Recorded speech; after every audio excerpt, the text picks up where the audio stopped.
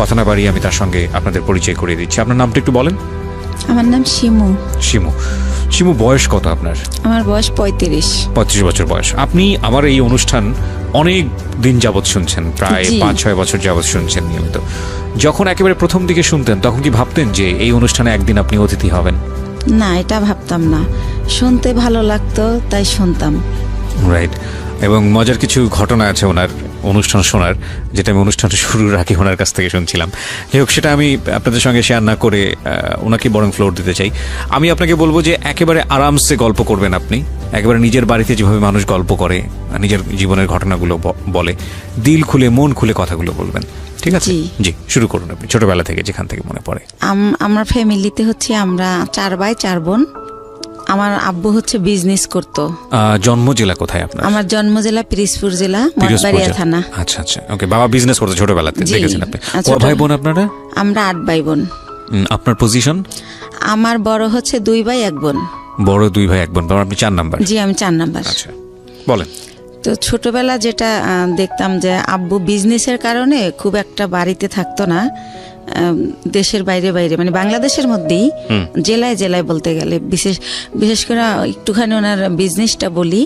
ওই যে কাঠের বিজনেস ছিল, বড় বড় গাছ কেটে মানুষ দিয়ে কাটে আর কি, ওইগুলা টলার ভরে 4-5টা টলার 300 মণি 400 মণি ওইটা ঢাকায় নিয়ে আসা হতো। আচ্ছা। ঢাকায় আসা কাঠপট্টিতে ওটা দিত। আবার যাওয়ার সময় দেখা যেত মুন্সিগঞ্জ থেকে মিষ্টি কুমড়ার সময় মিষ্টি কুমড়া, গোল আলুর সময় গোল আলু, এগুলো আবার নিয়ে যেত আমাদের এলাকায় মঠবাড়িয়াতে। এইটাই ওনার বিজনেস ছিল। তো খুব বেশি বাবাকে কাছে পেতাম না, তো যতটুকু পেতাম বাবা খুব ভালোবাসতো আমাকে। কিন্তু আমি জানি না কেন আমার মাঝে মাঝে মনে হতো যে আমি মনে হয় আমার আম্মুর মেয়ে না। আমার আম্মু আমি স্কুলে যাই সেটা চাইতো না। আমি সকালবেলা মাদ্রাসায় যেতাম পড়তে, আমার খুব ভালো লাগতো। আমার আম্মু সেটাও পছন্দ করতো না। কিন্তু আমার বড় যে ভাই বোন ছিল তারা ঠিকই স্কুলে যেত, পড়াশোনা করতো, তাদের জন্য বাসায় টিচার রেখে দেওয়া হতো। কিন্তু আমার বেলা সেটা হতো না।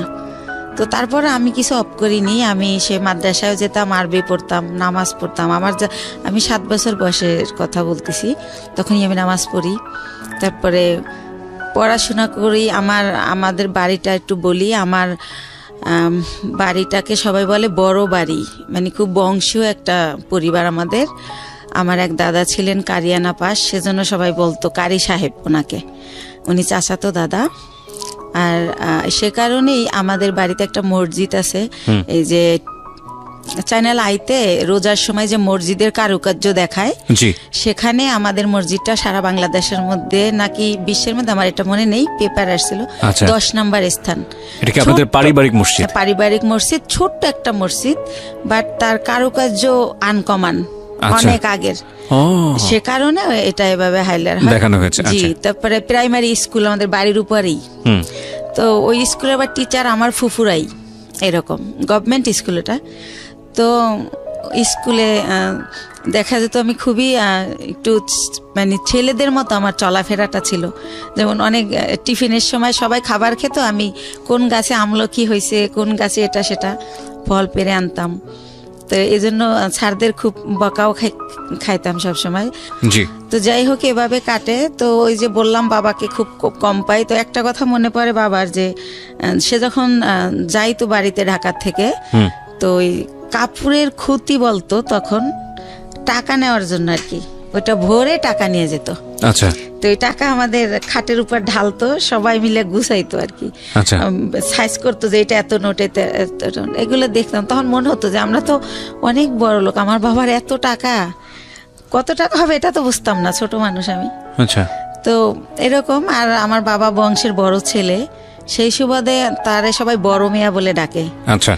তো সেই সুবাদে আমরাও খুবই সম্মান পাই, বাইরে বের হলে সবাই খুব স্নেহ করে যে বড় মেয়ের মেয়েটা। তো এরকম। তো এর মধ্যে মধ্যে আমি যখন ক্লাস 5-এ, তখন আমার বরাপুর বিয়ে হয়ে যায়। তারপরে হচ্ছে আমি যখন ক্লাস 7-এ পড়ি, তখন একদিন আমি স্কুল থেকে এসে দেখি যে বাসায় কয়েকজন লোক ড্রয়িং রুমে বসা, টুপি টুপি পরা। তখন আমার বড় বোন আমার কাছে একটা পেপারস নিয়ে যায় যে এখানে একটা সই দে। তো আমি বলি রে কিসের সই, ওনারা কারা? তো বলে সই দিতে বলছি, সই দে, তোরা তো কিছু জানি না, লাভ আছে। আমাকে তাদের সামনেও নেয়নি, ঘরেই আমার বোন কাগজটা নিয়ে যায়, তখন আমি সই দিই। কিছুদিন পরে আমি শুনি যে আমার বিয়ে হয়ে গেছে।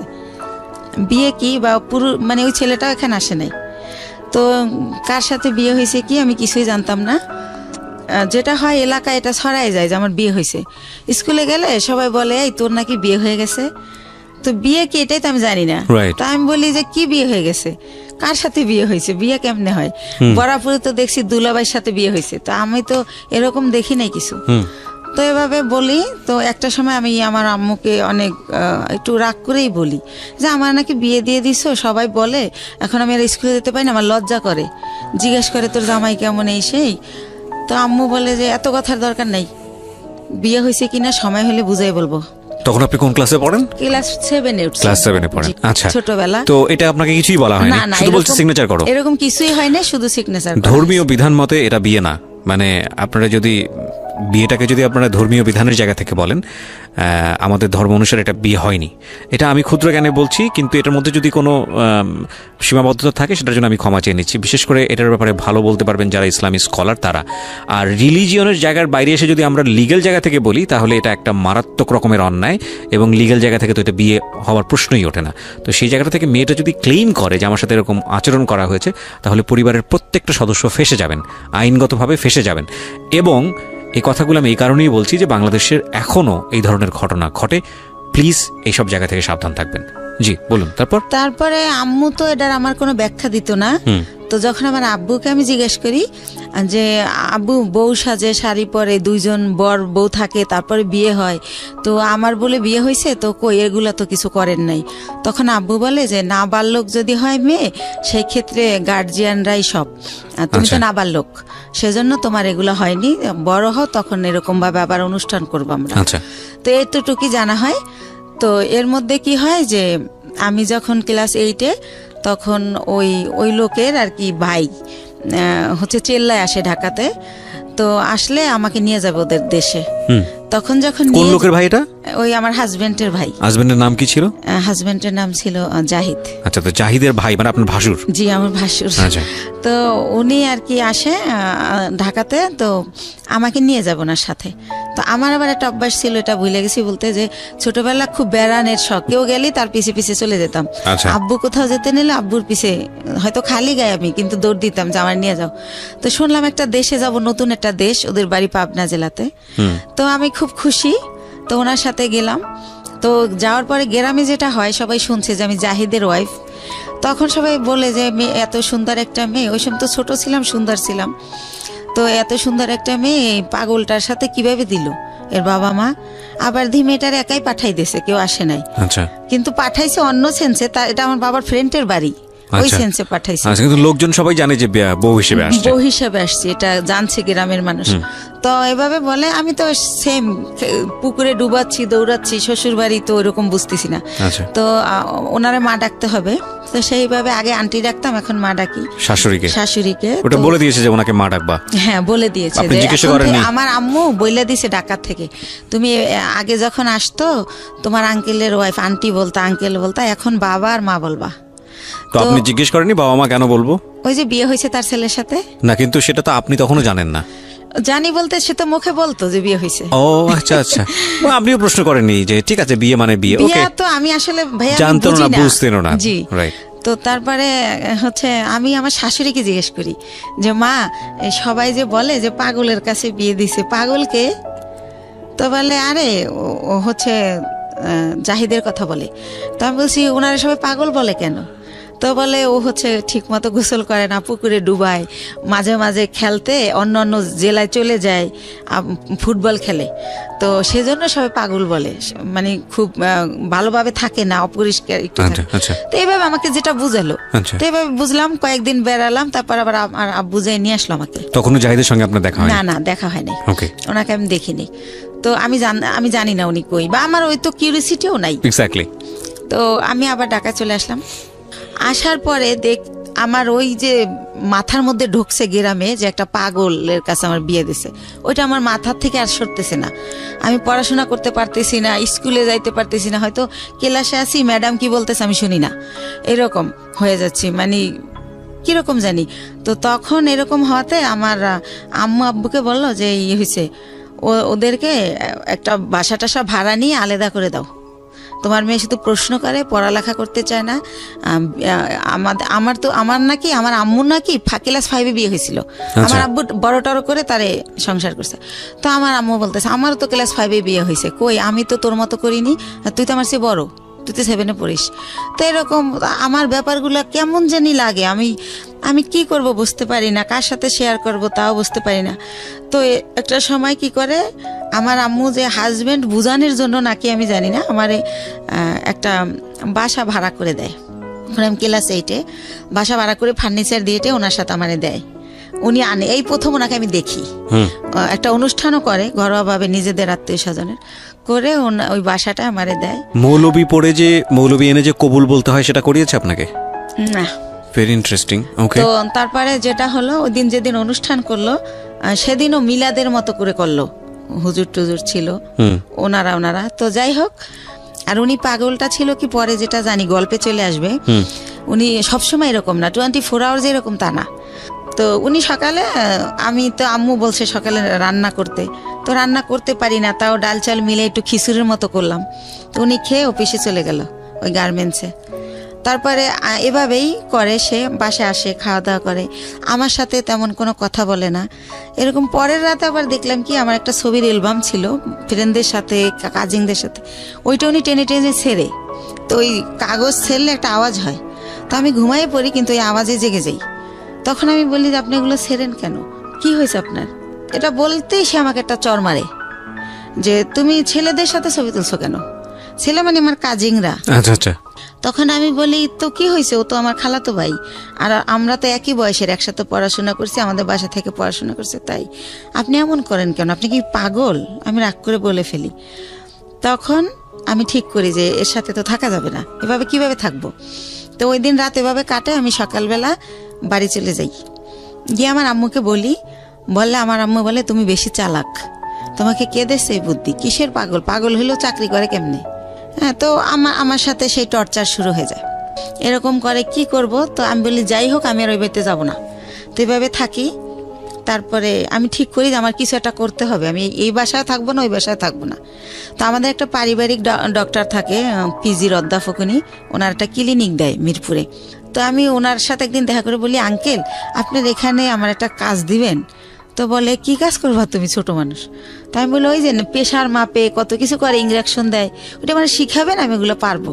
তো আমি এইটা তো অনেকটা তো আর ছোট না।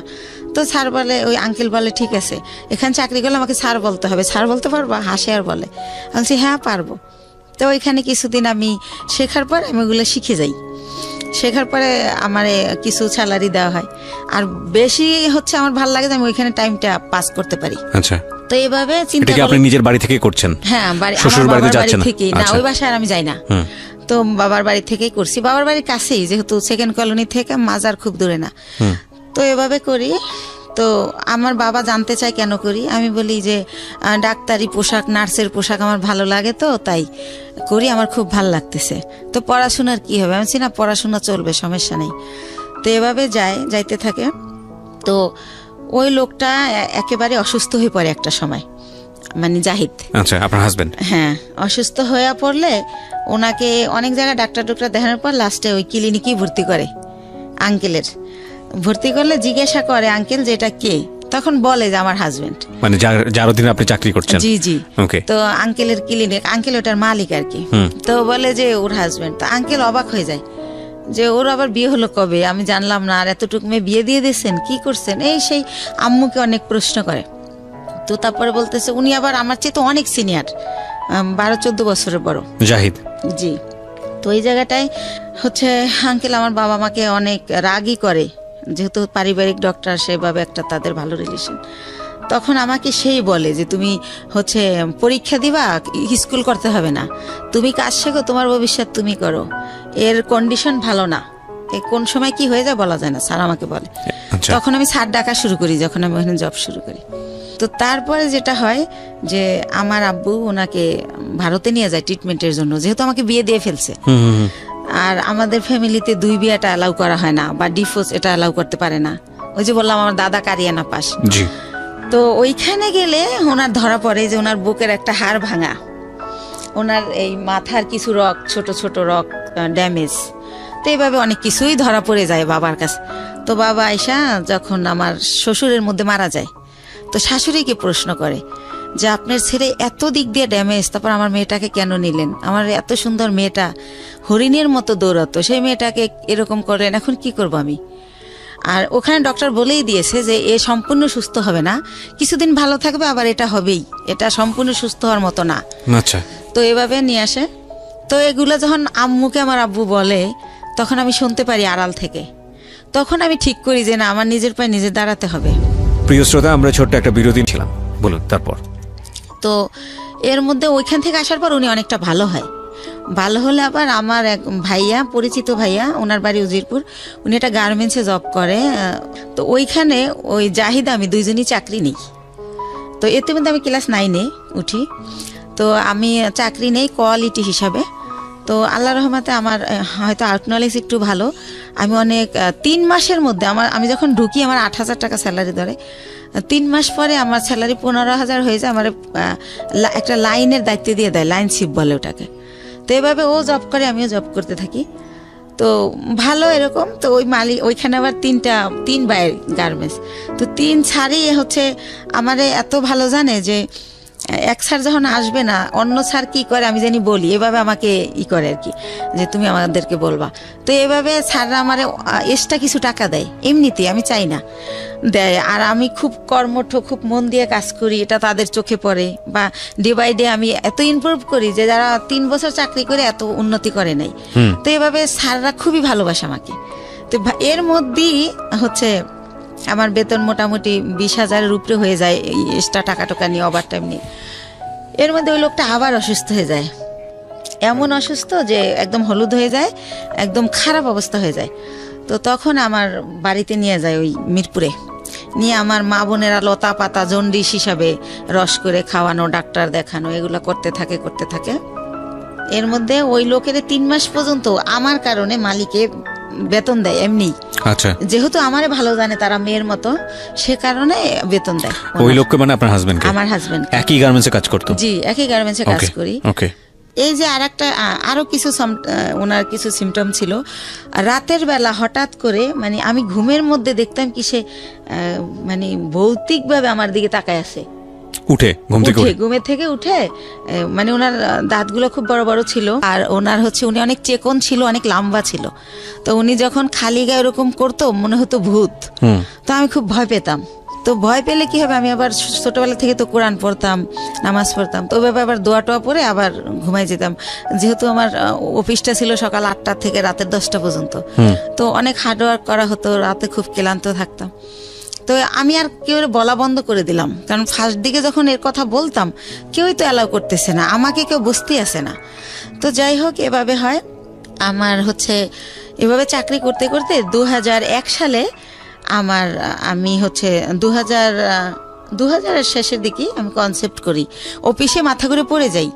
তখন আমারে হচ্ছে পরীক্ষা নিরীক্ষা করে ডাক্তারের কাছে নিয়ে দেখে যে আমার বাচ্চা পেটে। জি। তো বাচ্চা পেটে দেখলেও আমি অসুস্থ, ওষুধ খাচ্ছি, রেস্ট, যখন মাথা ঘুরে যায় নামাজের রুমে রেস্ট নিচ্ছি, যেহেতু স্যাররা আমার ভালো জানে। তো সেভাবে আমি আমার জবটা চালিয়ে যাই। তো যখন 6 মাস হয়ে যায় তখন আমি আর পারি না, নিজের সাথে আর যুদ্ধ করতে পারি না, তখন আমি জবটা ছেড়ে দেই। তো এর মধ্যে আমার মোটামুটি বেশ কিছু টাকা সঞ্চয় হয়ে যায়। তো জবটা ছেড়ে দেওয়ার পর আমার বেবিটা যখন হয় 2001 সালের মানে জানুয়ারি মাসের 31 তারিখ রাত 12:30টায় হয় আমার ছেলেটা। সেখানেও বলি, আমাকে যখন একটা প্রাইভেট ক্লিনিকে নেয়, অন্য লোকে নেয়, আমার হাজবেন্ড নেয় না। আর আমি যে প্রেগনেন্ট, এই সময়টা আমার মার আমাকে একটু সময় দেওয়া উচিত, আমার কাছে থাকা উচিত, কিন্তু আমার মা সেটা করে না। তো সে কারণে আমি ওই ভাড়া বাসায় থাকি, মার কাছে আর থাকি না। তো আমি যখন আমারে অন্য মানে ভাড়াটিয়ারা নিয়ে যায় একটা ক্লিনিকে, সেখান থেকে আমার অবস্থা খারাপ দেখে, যেহেতু আমার বয়স কম, সেজন্য আমার অবস্থা খারাপ হয়ে যায়, বা আমার খাওয়া দাওয়া হয় না ভালো। তো আমার ঢাকা মেডিকেল নিলে তখন ডক্টররা বলে যে ইমিডিয়েটলি সিজার করতে হবে, না হলে বাচ্চা মা কাউকে বাঁচানো যাবে না। তো সিজার করবে, হাজবেন্ডের সিগনেচার লাগবে। এখন হাজবেন্ড কোথায়? তখন উনি আবার ওই অসুস্থ থেকে সুস্থ হয়ে মোটামুটি অফিসে আবার যায়।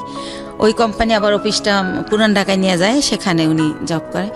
তো ওনাকে বারবার বলা হয় যে আপনি আসেন, আপনার সিগনেচার ছাড়া অপারেশন হবে না। বলে কেউ একজন দিয়ে দিলেই হয়, আমি যাব না। সে আর যাই না। তো এক পর্যায়ে আমার যে এক ভাইয়া, ওই যে বললাম যে আগে জব করতাম একসাথে, ওই ভাইয়াটা হাজবেন্ডের জায়গায় সিগনেচার করে। তো আমার সিজারে আমার ছেলেটা হয়। আপনার ছবি দেখাবো না, আমি নিয়ে আসছি মাশাল্লাহ। তো আমার ছেলেটা ডক্টর হচ্ছে এভাবে পা ধরে ঝুলায় বেডে গিয়া, যখন আমার বেডে দেওয়া হয়, আমার যখন সেন্স ফেরে, তখন বলে যে আপনার ছেলেটা অনেক মেধাবী হবে, আমি এত বছর এই জবে আছি, এরকম খুবই কিউট, খুবই স্বাস্থ্যসম্মত হয় বেবিটা, তো ওরে ডাক্তারি পড়াবেন, আমার রিকোয়েস্ট রইলো। এভাবে বলে কথা বলতে বলতে। তো হসপিটালে আমি 10 দিন থাকি। ওখানে রাখা হয় 7 দিন, কিন্তু যেহেতু আমি ছোট, তার মধ্যে সিজার হয়, এই জন্য 10 দিন রাখে। তো এর মধ্যে কি হয়, আমার মা যেদিন আমার সিজার হয় তার পরের দিন আমার মার বাসার একটা কাজের মেয়েকে পাঠিয়ে দেয়, কিন্তু আমার মা যায় না। তো কাজের মেয়েকে জিজ্ঞেস করি, লাখি আম্মু আসলো না? বলে যে তার শরীর ভালো না, জ্বর। তো লাখি আমার সাথে থাকে হসপিটালে। আর একটা বুয়া। বাচ্চার বয়স কত? না, আমার বাচ্চা তো মাত্র হলো, আমি হসপিটালে। ওকে, ঠিক আছে। তো আমার হসপিটালে তো একটা, আমি তো সিজারের, আমি তো বাচ্চার কিছু করতে পারবো না, সেজন্য এই খবর পেয়ে আমার মা লাখিকে পাঠায়, কিন্তু মা যায় না। তো 10 দিন পর আমার এই লাখি সহই আমার বাড়িতে নিয়ে যায়, আমার বাসায় নিয়ে যায়। তারপর আমার মা দেখতে আসে আমাকে। তখন আমি অনেক কান্না করে জিজ্ঞেস করি যে মা, তুমি কি সত্যি আমার মা? আমি হসপিটালে রইলাম, এত কষ্ট করলাম, তুমি আমার দেখতে আসলা না, এখন আসছো কেন? কয়, আয়শা কি অন্যায় করে ফেলছি? একটু পরেই চলে যাব, আসছি তোমার বাচ্চার চুল কামাইতে হবে তাই। তো আমি তো বুঝি না চুল কামাইতে হয় বা কিছু একটা।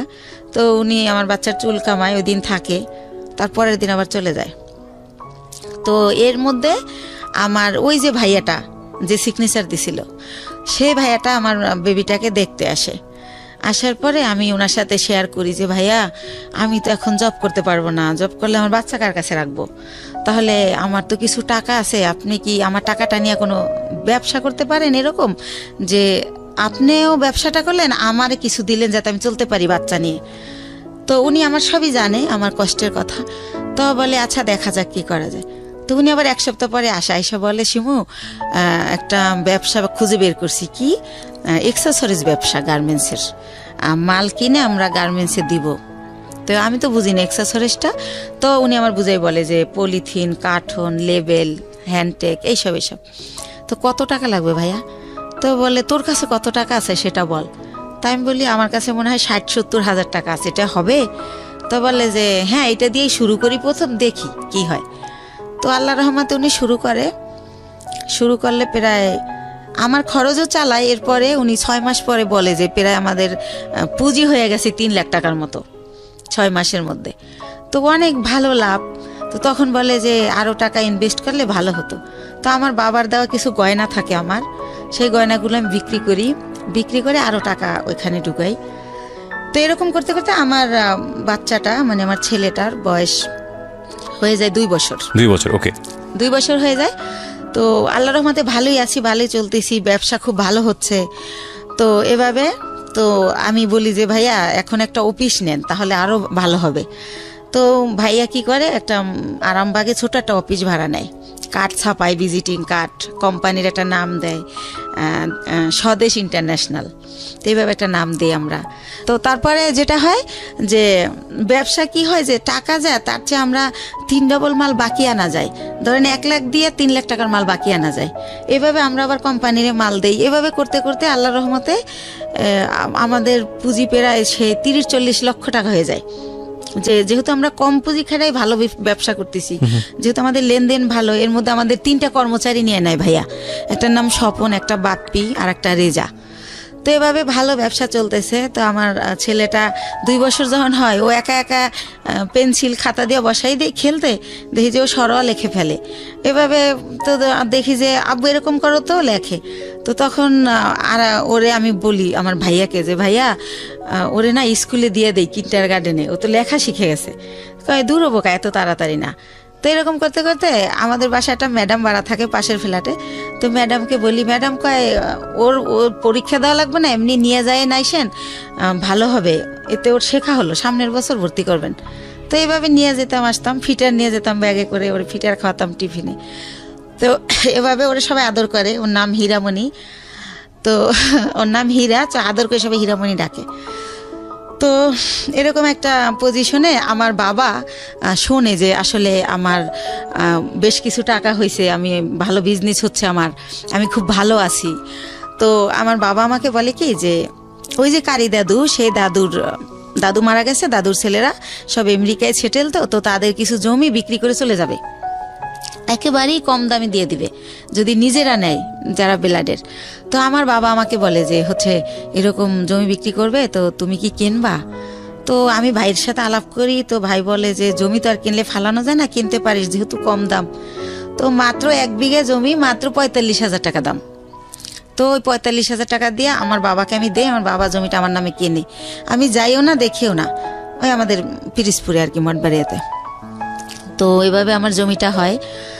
তো এরকম এর মাঝে মাঝে ওই যে লোক, এর আর একটা কথা ভুলে গেছি, এরপরে কি হয়, আমার বেবিটার যখন বয়স 1 বছর, তখন সবাই বলে যে একটা বেবি হয়েছে, এখন ভালো হয়ে যাবে। তো উনি মাঝে মাঝে নাই হয়ে যায়, আবার চলে আসে, এভাবে আপ অ্যান্ড ডাউন চলতে থাকে। তো অনেকে বলে যে বিজনেসে ঢুকাইতে, তো আমি দেই না, কারণ তো ওনার তো ব্রেন ঠিক নাই, তো সেজন্য দেই না, যে না উনি মাঝে মাঝে জব করে আবার চলে যায় আবার আসে। তো উনি কি করে, ঈদ যেমন প্রথম ঈদ আমার বেবি হওয়ার পরে, তো ঈদের দিন উনি হচ্ছে চান রাতের দিন ওনার এক ভাগ্নে আমার এখানে জব করে, যেটার নাম বললাম রেজা, আর একটা থাকে ভাগ্নে আনোয়ার। তো চান রাতের দিন ওরা বাসায় আসছে, তো রাত অনেক হয়েছে, আমি বলি এই তো আনোয়ারে জিজ্ঞেস করি তোমার মামা বাসায় আসবে না? বলে না। আমি বলছি কেন, কোথায় গেছে? কয় ওনার এক ফ্রেন্ড আসছিল কুমিল্লা থেকে, সম্ভবত উনি কুমিল্লা চলে গেছে। তো এর আগেও একবার ফার্স্ট ঈদে এরকম করে, উনি চান রাতের দিন নাই হয়ে গেছে, তো উনি আবার কোরবানির আগে ব্যাক করে। এতদিন উনি কই ছিল জিজ্ঞেস করলে অ্যান্সার করে না। তো সেম কাহিনী আমার ছেলে হয়েছে, আমার ছেলের বয়স 1 বছর, আমার ছেলের ফার্স্ট ঈদ উনি এরকম চান রাতে আসে নাই। তো আমি বললাম যে আগে আসে নাই সেটা একটা ব্যাপার ছিল, এখন তো একটা ছেলে আছে, তা উনি গেল কোথায়? তো এভাবে জানতে জানতে জানি যে উনি কুমিল্লা চলে গেছে। কিন্তু ওনার একটা ব্যাপার ছিল যে উনি কোথায় যেত এটা বলে যেত না কখনো, ওনার মনে হয়েছে উনি চলে গেছে, আবার কেন জানি মনে হয়তো উনি ব্যাক করতো, উনি এই টাইপের ছিল। তো এভাবে কিন্তু আমার বাবা ওই সম্পত্তিতে আমার নামের জায়গায় স্বামীর নাম ইউজ করতে হয়, কাগজের তো একটা আছে, ফর্মালিটি আছে সেই ক্ষেত্রে। তো এভাবে করতে করতে 2007 সাল খুবই ভালো চলতেছি। 2007 সাল হয়ে গেল, আমাদের বিজনেস আরও অনেক বড় হলো, সরকারিভাবে এলসি করা হলো। তো এভাবে করতেছি। এর মধ্যে হচ্ছে ওই যে ভাইয়া যে প্রধান ছিল বিজনেসের সব কিছু দেখাশোনা করতো, ওনার নাম হচ্ছে দুলাল, ওনার বাড়ি উজিরপুর থানায়, শানুহার গ্রাম। তো ওনারে আমি আমার আপন ভাই ব্লাডের চেয়েও বেশি, মানে ওনারে আমি অনেক রেসপেক্ট করতাম। উনি বাসায় আসলে আমার মনে হতো আমার ফ্লোরটা ভয়তে কাঁপে, কারণ মাথায় কাপড় না থাকলে বলতো মাথায় কাপড় নাই কেন, একটু হেসে কথা বললে, একটু জোরে হাসলে বলতো মেয়ে মানুষ এত জোরে হাসে কেন, বা এসে জিজ্ঞেস করতো 5 ওয়াক্ত নামাজ পড়ছিলি তো। খুব শাসন করতো, ইসলামিক মাইন্ডেড ছিল, চারিত্রিক বৈশিষ্ট্য খুব ভালো ছিল। তো ওনারে অনেক রেসপেক্ট করতাম। তো উনি ছিল আমার সব কিছু। কোথায় কি আমি তো আর অত বুঝি না, মেয়ে মানুষ, বিজনেসটা উনি করতো, কিন্তু টাকা পয়সা যখন শর্ট পড়তো আমি ফ্রেন্ড সার্কেল দেখে দাঁড় করতাম, এরকম করে দিতাম, আবার ব্যাংক লোন করতাম, এরকম ভাবে চলতো। কখনো গহনা বিক্রি করতাম, এরকম চলতো। তো ভালোই। এর মধ্যে হচ্ছে 2007-এর দিকে উনি ফেরত আসলো ইভেন্ট, তখন আমি ওনাকে কোনোভাবেই রাখবো না। তো আমার বাবা মা সবাই বলল যে হচ্ছে শেষবারের মতো দেখো, এরপরে যদি চলে যায় তাহলে আর আমরাই ওনাকে কোনোভাবে আর অ্যালাউ করবো না। তো সেবার উনি 3 মাস ছিল। আচ্ছা, 3 মাস কোথায় যেত আপনি জানতেন না? না, একদমই জানতেন না। ওনার বাবা মাও জানতো না, উনি যখন বিয়ের আগে ভাবে নাই হইতো, আচ্ছা, জানতো না উনি কোথায় যায়। তো যখন হচ্ছে 3 মাস ছিল, এবার 3 মাস থাকার পরে উনি আবার নাই হয়ে চলে যায়। তো তারপরে হচ্ছে কি, উনি যখন চলে যায় এই 3 মাস থেকে এই লাস্ট, ওনার পাটার আসবে না, এরপর আমি অন্য ইয়েতে যাব। তো উনি যখন চলে যায় তখন আমার আবার বেবি পেটে চলে আসে, সেকেন্ড বেবি। কিন্তু একটা কথা ভাইয়া বলে রাখি, মানে হাজবেন্ড ওয়াইফ এক জায়গায় যাওয়া, হাজবেন্ড ওয়াইফ কথা বলা, একসাথে খাওয়া, ওনার সাথে আমার এটা কোনোদিনও ছিল না। কিন্তু কি হতো, উনি আসলে ঘুমাতো আলাদা রুমে, কিন্তু হয়তো বা সকাল আজানের পরে বা আজানের আগে কোনো একটা টাইমে আমি ফিল করতাম যে উনি আমার বেডে আসছে। মানে হঠাৎ করে আচমকা শারীরিক সম্পর্ক? হ্যাঁ, হঠাৎ করে আসতো, উনি আমার সাথে ঘুমাতো না, আসতো, আমি টের পাইতাম। অনেক সময় আমি এমনও হয়েছে যে ওনাকে আমি মেরেছি। হঠাৎ করে তুমি কেন আসলে? আমি ঘুমাইছি, বাচ্চাকে ঘুম পাড়িয়ে, বা আমার শরীর খারাপ, হঠাৎ করে ঘুমের মধ্যে তো আমার খারাপ লাগতো, আমি ধাক্কা টাক্কা দিতাম এভাবে। তো এভাবে উনি ওনার সাথে আমার রিলেশনটা শারীরিক যেটা বলেন এতটুকুই ছিল, এর বাইরে কিছু ছিল না। ভালো মন্দ কোনো কথা বলা ছিল না, কোনো দিনও ছিল না এটা। জি, সেকেন্ড বেবি আসলো। হ্যাঁ, সেকেন্ড বেবি আসলো। তো এখন আমি তো সেকেন্ড বেবি নেব না, কারণ আমি ফার্স্ট বেবির কারণেই আমি আমার জবটা ছেড়ে দিয়েছি, বিজনেসটাও মানুষ করতেছে। সেই ফার্স্ট বেবিরে আমি স্কুলে নিয়ে যাচ্ছি, আনতেছি, ওরে গান আবৃত্তি অভিনয় শিখাচ্ছি, বিভিন্ন সাবজেক্টে দিচ্ছি যে ও ভালো কিছু করবে। ও ছোটোবেলা দিয়ে একা একা আসিফের গান করে 3 বছর বয়সে, তখন আর আমি 4 বছর বয়সে গানের স্কুলে দিয়ে দিই, গ্যান্ডারিয়া কিশালয় কচিকাচার মেলা, খুব ভালো একটা স্কুল ওটা, সাংস্কৃতিক। তো যাই হোক, ওরে নিয়ে আমি খুব বিজি, আমি তো বেবি নেব না।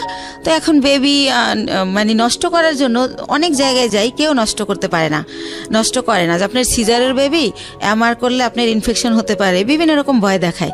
তো তারপরে আমি হোমিও কিছু ওষুধ খাই, কেউ বলে কাঁচা আনারস খেলে নষ্ট হবে। তো যাই হোক, কোনোভাবে আমার বেবিটা নষ্ট হয় না, থেকেই যায়।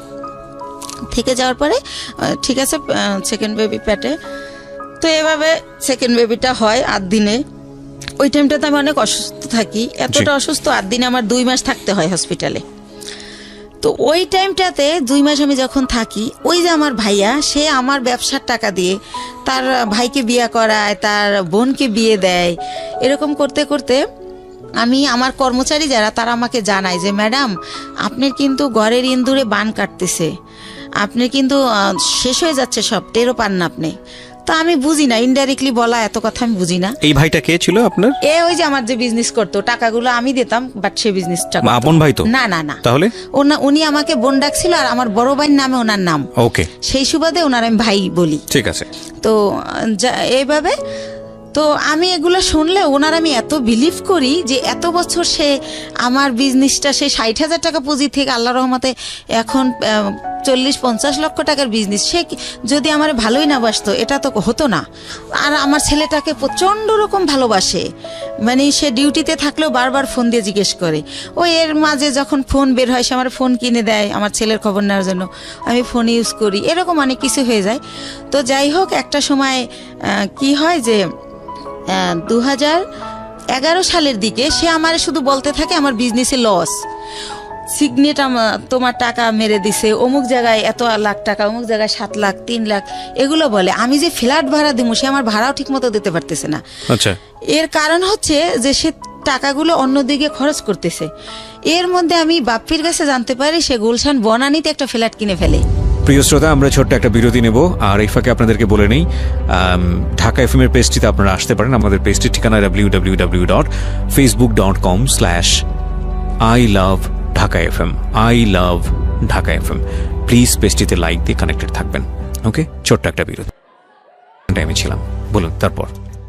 আমার যত টাকা থাকে ওটা দিয়ে উনি ফ্ল্যাট কিনে ফেলার কারণে আমার ব্যবসার পুঁজি শেষ হয়ে যায়, কিন্তু উনি আমার সেটা বলে না। তো এর মধ্যে বাপ্পি যখন বলে, ওনার আমি যখন জিজ্ঞেস করি যে ভাই, ওনার আমি ভাই বলেই ডাকতাম, আর উনি আমার ভাই ভাইকেই কথা বলতো। তো ভাই, একটা সত্যি কথা বলবেন, একজনকে শুনলাম আপনি নাকি আমাদের জন্য একটা ফ্ল্যাট কিনছেন। আমি আমাদের জন্য বলি, আমি উনি কিনছে ওটা বলি না, আমাদের জন্য একটা ফ্ল্যাট কিনছেন। তখন হাসে আর কয়, এই গুলশান একটা ফ্ল্যাটের দাম জানিস? কিসের ফ্ল্যাট কিনছি গুলশানে? তুই ভুল শুনছিস। তো এর মধ্যে আবার সে আমার একটা সান্ত্বনা দিল যে রিভার ভিউতে 6 শতক জমি কিনছি তোর আর আমার নামে। হয়তো ওইটা কেউ শুনছে, বাপ্পিরে বলছিলাম, মনে হয় বাপ্পি তোরে ওইটা উল্টাভাবে বলছে। তো আমি ভাইয়ের কথাই বিশ্বাস করলাম, বাপ্পির কথা আর বিশ্বাস করলাম না। বাপ্পি আমাদের শুরু থেকেই কর্মচারী। তো যাই হোক, এভাবে 12 সালে দেখি যে আমার হচ্ছে মানে এমন অবস্থা হয়ে যাচ্ছে, সে 2-3 মাসের ভাড়া একসাথে দিচ্ছে। তারপরে সে হঠাৎ করে বললো যে আমি একটু দেশে যাব, আমার বাড়িতে একটু কাজ আছে, জমি জমার ব্যাপারে, আমি 2 দিনের পর চলে আসব। সে বাড়ি গিয়ে 22 দিন হয়ে গেছে যখন সে আসে না। আর আমি ফোন দিলি বলে এই তো ভাই কাইলে আসবো, পরশু আসবো, এরকম করে। এদিকে কর্মচারীরা বলে যে যাদের থেকে আমরা মাল বাকি আনি ওরা টাকার জন্য তাগেদা দিচ্ছে, আবার আমরা যেখানে টাকা পাবো সেখানে ওরা গেলে টাকা দিচ্ছে না, যে টাকা তো দেবো দুলালের কাছে। তো এভাবে আমি একদিন অনেক কান্নাকাটি করি, ভাই আপনি আসেন না কেন, এরকম এরকম অনেক কিছু বলি। এর মাঝে আমাদের ডিএসএস একটা অফিস নেয়, ওই অফিসটা ছেড়ে আরামবাগেরটা। তো আরামবাগেরটা আমি চিনতাম, ডিএসএস অফিস আমি কোনোদিন আসি নাই, কারণ যেহেতু ছেলেদের কাজ কারবার সবাই পুরুষ মানুষ, ভাই চাইতো না যে আমি আসি, তো আমি আসতাম না। তো আমি অনেক কান্নাকাটি করি যে ভাই আমার কি সব কিছু শেষ হয়ে গেল, আমার স্বামী দিয়ে আমি সুখ পাইলাম না, আমি চিন্তা করছিলাম আমার ছেলেটাকে আমি মানুষ করব, আপনি তো সবই জানেন আমার জীবনের, এখন আপনি কোথায় গিয়ে লুকাই রয়েছেন, আমার কি হবে এখন, আমি কোথায় যে দাঁড়াবো। তো এভাবে অনেক কান্নাকাটি করার পরে বলে কি যে আচ্ছা ঠিক আছে আমি 2 দিন পর আসতেছি। এরকম করতে করতে সে 1 মাস থাকে। 1 মাস থাকার পর আমি জানতে পারি যে সে বিয়ে করছে দেশে, সেজন্য সে আসে না। তো সে 1 মাস পরে সে বউ নিয়ে এসে ওই গুলশান ফ্ল্যাট কমপ্লিট হয় নাই দেখে সে লেট করতেছিল বাড়িতে। তো যখন সে নিউজ পায় যে ফ্ল্যাট কমপ্লিট, তখন সে বউ নিয়ে ওই ফ্ল্যাটে ওঠে। কিন্তু টাকা কিন্তু তার একটা পয়সাও ছিল না, টোটাল টাকাই কিন্তু আমার ছিল। সে ওঠার পরে আমি ওইটাও বাপ্পির কাছে জানি। আমি যখন জিজ্ঞেস করি ভাই আপনি কোথায় উঠছেন, সে আইসা বলে যে আমি তো এরকম আমারে বলে যে আমি তো বিয়ে করছি, বউ নিয়ে কি তোর বাসায় উঠবো না চম্পার বাসায় উঠবো, তার বোনের নাম বলে। এই চম্পাকেও সে বিয়ে দেয় আমার অর্থ দিয়েই, এটা আমি পারমিশনই দিছিলাম, কিন্তু সে যত টাকা খরচ করছে অত টাকা খরচ করতে আমি বলছিলাম না। তো যাই হোক, আমি বলি যে না আমাদের বাসা আপনার বউ নিয়ে উঠবেন কেন, এটা কেমন দেখা যাবে, আপনি চম্পার বাসায় ওঠেন। কারণ তার প্রতি তো এর মধ্যে আমি বিরক্তি, সে আমার সাথে যা করতেছে ঠিক করতেছে না। তো পরে আমি জানতে পারি যে সে আসলে নিজের ফ্ল্যাটে ওঠে। তো ওঠার পরে আমি তখন তারে বলতে থাকি যে ভাই আমি আপনি যে 1 মাস ছিলেন না, আমি অনেক টাকা লোন করছি, এটা দিতে হবে, আপনি আমার তাড়াতাড়ি টাকা দেন। আমি টাকার জন্য তার খালি প্রেশার ক্রিয়েট করতে থাকি যে আমার কত টাকা আছে, আমার হিসাবটা দেন। তো আরেকটা কথা বলে রাখি, সে আমার একটাবার বলে কি ডিএসএস অফিস নেওয়ার আগে যে 20 লক্ষ টাকা না দেখাইলে গভর্নমেন্ট আমাদের এলসি করতে দিবে না। তো সেই ক্ষেত্রে আমাদের তো এখন 20 লক্ষ টাকা নাই ব্যাংকে, মনে হয় 10 লাখ টাকার মতো আছে। তো ব্যাংক এশিয়াতে চম্পার একটা অ্যাকাউন্ট আছে, ওর 10 লাখ টাকা আছে, তা আমাদের টাকাটা ওর অ্যাকাউন্টে ওরে দিয়ে জমা দেওয়াই, তাহলে 20 লাখ টাকা দেখাইলে আমাদের এলসি দেবে, তাহলে আমাদের ব্যবসাটা অনেক বড় হবে, আমাদের খুব রিসেন্টলি তোদের আমি ঢাকায় ফ্ল্যাট কিনে দেবো, এইভাবে বলে। তো বলার পরে আমি আমার নামে থাকে ওই যে 10 লাখ টাকা থাকে ওটা আমার নামে থাকে। তো ওইটা আমি উঠাই দিলে ওইটা উনি চম্পার অ্যাকাউন্টে দেয়, উনিও হয়তো শুনবে এটা। তো দেওয়ার পরে দেখেন আমার টাকাটা চম্পার হয়ে গেল। তো সেভাবে এক এক করে আমার সব কিছু এরা দখল করে নিছে। তো এর মধ্যে আমার ছেলেটা তো মাশাআল্লাহ বড় হয়।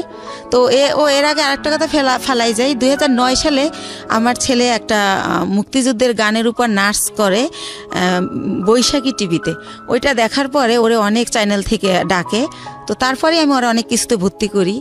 তারপরে হচ্ছে ও 2009-এর শেষের দিকে বাংলাদেশ টেলিভিশনে একের পর এক প্রোগ্রাম করে। তো এই যে আমার টানাপোড়ের কারণে, আমি ছেলেকে নিয়ে দৌড়ানোর কারণে, আর আমার তো বিশ্বাস ছিল যে ভাই আমার সাথে বিশ্বাসঘাতকতা করবে না। তো এভাবে আমার ছেলের এই যে গান অভিনয় করে, নাটক বড় ছেলেটা, ঠিক আছে, বড় ছেলে না দুই ছেলে, বড় ছেলেটা, ছোটটা না, ছোটটা ঘরেই থাকে, ওরে কোথাও নেই না, ও হয় ছোট, ওর ওই হিস্ট্রি বলবো না, চোখ ফোটে না, 7 মাসের সময় বের করে ফেলতে হয় আমার অসুস্থতার কারণে। কেন বলবেন, এটা আপনার লাইফের অনেক বড় পার্ট। এবং এই অপ্রাপ্ত বয়স্কে যে বাচ্চাটা হলো, এই বাচ্চাটার জন্য তো ভবিষ্যৎ অন্ধকার হয়ে যাওয়ার মতো অবস্থা, এবং আপনার জন্য সেটা অনেক বড় রিস্কি ছিল, বলেছেন আপনি। ইনফ্যাক্ট এতটুকু বলা ঠিক আছে। আচ্ছা ঠিক আছে। তো যাই হোক, আমি বলছিলাম না যে 2 মাস ছিলাম হসপিটালে, তো এই জন্য ছোট ছেলেটাকে কোথাও নেও না, কিছু শিখাইও না, বড় ছেলেটাই। তো এর মধ্যে হচ্ছে যেটা হয় যে আমি এখন 2 ছেলে নিয়ে কি করব। এর মধ্যে 8 সালের পরে আমার স্বামীর সাথে টোটালি আমার আর মানে কোনো খোঁজ কেউ দিতে চাইলে আমি নেই না, বা আমি এমন জায়গায় বাসা ভাড়া নেই যে সে জানি নাচে নেই, কারণ তার যে সিমটম এগুলো যেন আমার ছেলেরা না দেখে। আমার ছেলেরা জানি ভালোভাবে মানুষ হয়, আমি ওদেরকে মানুষ করব। তো এইভাবে যখন আমাকে নিঃস্ব করে দেওয়া হয়, দুলাল ভাই সব কিছুই সে আমাকে দেবে বললে নিখোঁজ হয়ে যায়। কিছুই দেয় না, আপনার বিজনেস সমস্তটুকু নিয়ে সে নিখোঁজ, একদম নিখোঁজ। সবকিছু যখন নেওয়া শেষ, যতদিন বাকি ছিল ততদিন আমাকে আশা দিত যে এই তো সামনের মাসে তোরে 7 লাখ টাকা দিতেছি, এভাবে আশা দিত, তা 3 লাখ টাকা দিতেছি। পরবর্তীতে আর আমার কিছুই দেয় না, সে নাই হয়ে যায়। তো তখন আমি মেন্টালি এতটা ডিজাস্টেড হয়ে যাই, আমি পাগল হয়ে যাই টোটালি। আমি রাস্তায় রাস্তায় শুধু শুধু হাঁটি। আমি সেই গ্যান্ডারের থেকে বুদ্ধিজীবী শহীদ মিনার যায় 34 মাস দুপুরবেলা রোদ্রে আকাশের দিক তাকায় কান্না করি আর আল্লাহর সাথে কথা বলি, আকাশের সাথে কথা বলি যে আল্লাহ তুমি বিচার করো, আল্লাহ আমার অপরাধটা কি, আমার বাবা মামার দিকে তাকাইলো না, আমি অনেক কষ্ট করে একটা বিজনেস করলাম, একজনের বিশ্বাস করলাম, সে এটা করলো, আমার স্বামী এটা করলো, আমার অপরাধটা কি, মানে এটা আমি কারে জিজ্ঞেস করবো পাই না। তো আমি আকাশের কাছে জিজ্ঞেস করি, আকাশের দিক তাকাই তাকাই কান্না করি আর বলি। তো এই টাইমটাতে আমি ভাইয়া 3টা মাস আমি শুধু ওর স্যালাইন খেয়ে বেঁচে থাকি। মানে যখন দেখি আমি আর পারি না তখন একটা স্যালাইন গোলাই আর খাই। আমার ব্যাগে সবসময় পানি থাকে 1/2 লিটার আর স্যালাইন থাকে 4-5টা। তো এভাবে আমি 3টা মাস, আমার মনে আছে আমি ভাতের আহার গেলতে পারি না। আমার কি হলো, আমার কি হবে, আমি নিঃস্ব হয়ে গেলাম। দুলাল ভাইয়ের আর আমি খুঁজে পাই না কোনোভাবে, সে নাম্বার চেঞ্জ করে ফেলে। তো যাই হোক, তার বাড়ি ঠিকানা জানতাম, কিন্তু বাড়ি যাই আমি কি করব, কাকে বলবো, এটা সে তো বাড়িতে যায় নাই। তো যাই হোক, এভাবে গেল এই পাঠ। তো তখন আমার তো এই বাচ্চা দুইটাকে কিছু করে খাওয়াতে হবে ভাইয়া। তো তখন আমি আমার চিন্তা করলাম, আমি এর আগে ওই যে বড় জমিটা যে কিনলাম তার পরপরই আবার একটা ছোট জমি কিনি, 5 কাঠার জমি। এটাও আমার এক চাচার থেকে কেনা। তো আমি চিন্তা করলাম যে এই 5 কাঠা জমি বিক্রি করে আমি কিছু একটা করি। তো তখন ওই 5 কাঠা জমি আমি বিক্রি করব। এখন আমি যাকেই ঠিক করি, যেই আমাকে জমিটা কিনবে, যে জমিটা অ্যাডভান্স করতে যায়, তাকে আমার বোন থেরেট দেয়, বড় বোন, যে ওই জমি কিনলে তোর পা ভাঙা হাতও ভেঙে ফেলবো। লাস্ট পর্যন্ত আমার সৎ কাকা কিনবে, কালকে আমাকে 1 লাখ টাকা দিবে। আজ রাত 12টার সময় আমার কাকার নামে একটা মিথ্যা মামলা দিয়ে তাকে অ্যারেস্ট করানো হয়। তো এটা কেন করানো হয় আমি কোনোভাবে জানতে পারি না। তো একজনের কাছে জিজ্ঞেস করি, আমার বাবা মার কাছে জিজ্ঞেস করলে তারাও বলে না, তারা বলে আমরা জানি না। তো তখন শুনতে পারি যে জমি আমার বোন কিনবে, বাইরে বেচতে দেবে না সেজন্য। তো তখন আমি বাধ্য হয়ে আমার মাকে বলাই যে তাহলে বরাপারে বলো আমার জমিটা কিনতে। তো এর মধ্যে আমি শর্টকাট খুলে একটুখানি বলি, আমার বড় দুলাভাই বাংলাদেশের 20 জন ধনীর একজন, উনি বিশাল বড় লোক। তারপরে আমার ইমিডিয়েট যে ছোট, সে সৌদি আরবে বিজনেস করছে 25 বছরের মতো, সেও অনেক ভালো অবস্থায়। তো এরাও কিন্তু বড় লোক। তো আমার সেজো ভাইটাও মালয়েশিয়াতে ইঞ্জিনিয়ারিং পোস্টে গেছে উনি, সেও অনেক টাকার মালিক, আল্লাহর রহমতে অনেক ভালো পজিশন তার। অথচ এই যে আমি যখন তাদেরকে জানালাম যে এরকম দুলাল আমার সব মেরে পলাই গেছে, এখন আমার মৃত্যু ছাড়া উপায় নাই, আমার ঘরে ভাত নাই, আমার ঘর ভাড়া দেওয়ার মতো টাকা নাই, মানে এগুলো যখন প্রকাশ করলাম, তারা আমাকে খুব অপমানজনক কথাবার্তা বলল সবাই। মানে কোনোভাবে কেউ 5 টাকা দিয়েও আমাকে হেল্প করলো না। তো তারপর আমি ডিসিশন নিলাম জমি বিক্রি করার। এখন আমার বোন জমি কিনবে, কিন্তু সে কিন্তু আমাকে 5,000 টাকা দিয়ে হেল্প করলো না। তো যাই হোক, আমি বাধ্য হয়ে রাজি হলাম তাকে জমিটা দেওয়ার জন্য, মাকে দিয়ে বলালাম। তারপরে আমি গ্রামে গেলাম, তারপরে সে একজনকে দিয়ে জিজ্ঞেস করাইলো আমি জমির দাম কত চাই। তা আমার মা আমার শিখিয়ে দিল, তুমি বললো যে আপা তোমার যা ইচ্ছা তাই দিও, তাহলে তুমি বেশি পাবা, দাম টাম চাইও না। তো আমার মার কথাই আমি আমার বোনকে বলি, ওই যাকে দিয়ে বলায় তাকে বলি। তো পরের দিন আমাকে রেজিস্ট্রি করতে নিয়ে যায়, আমাকে কিন্তু 1 টাকাও দেয় নাই, বা কতটুকু জমি বা কত দাম কিছুই বলে নাই। তো ম্যাজিস্ট্রেট যখন জিজ্ঞেস করে আমি বলি যে হ্যাঁ টাকা বুঝে পাইছি।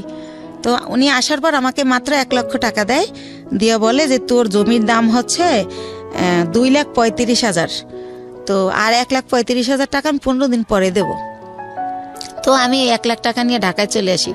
কিন্তু ওই যে দুলাল আমার টাকা দেয় না, আমি বাসা ভাড়া ছিলাম, ওই বাসা ভাড়া বেজে যায়, তারপরে ঋণ করে খাই ফ্রেন্ডদের কাছ থেকে, ছেলের খরচ করি স্কুলের।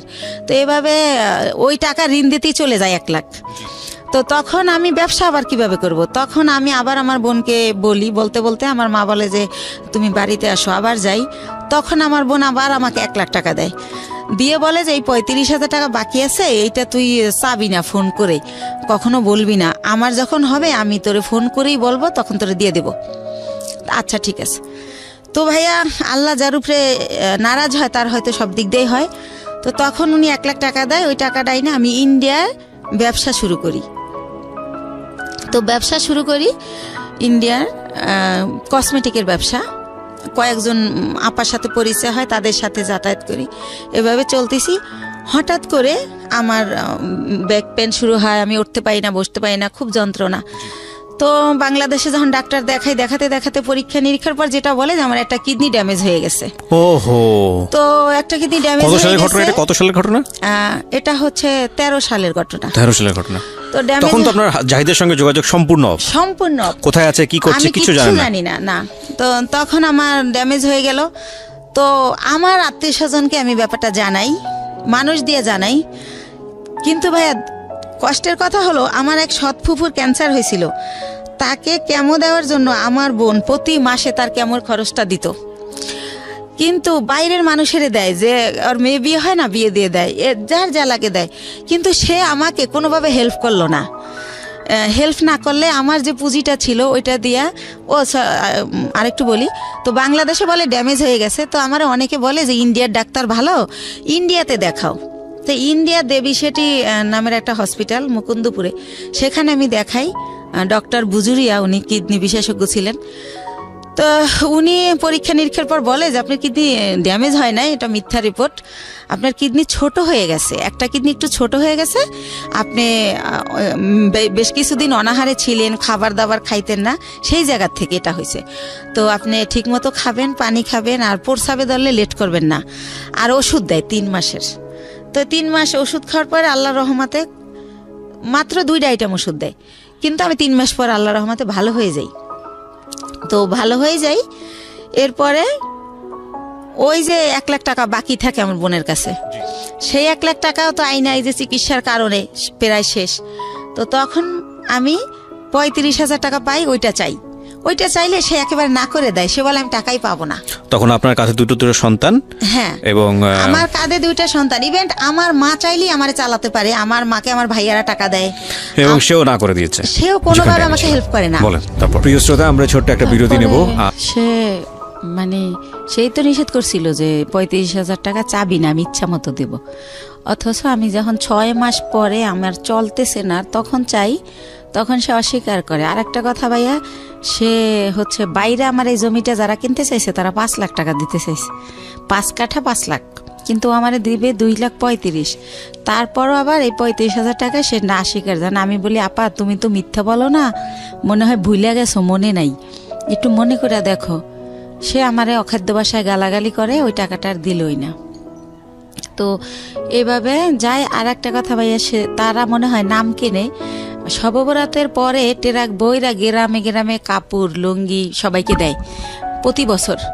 তো আমি হচ্ছে 2 বছর আগে, মানে আমার ছেলে তো এবার দিল ইন্টার পরীক্ষা, তো ইন্টার যখন ও ফার্স্ট ইয়ারে ভর্তি করবো, তো ওই যে আমি অসুস্থ ছিলাম, আমার অনেক অভাব, তো তখন আমি ওরে বলি যে হচ্ছে আমার ছেলেরে ভর্তি করব কলেজে, ভর্তির তোরা হচ্ছে এমনি বলি ডাইরেক্ট যে তোরা তো সবাই জাকাত দেস, নাইলে তোদের জাকাতের টাকা থেকে আমার কিছু টাকা দে, আমার ছেলেটার ভর্তি করি। তো আমার 1 ভাই আর 2 বোনরে বলি।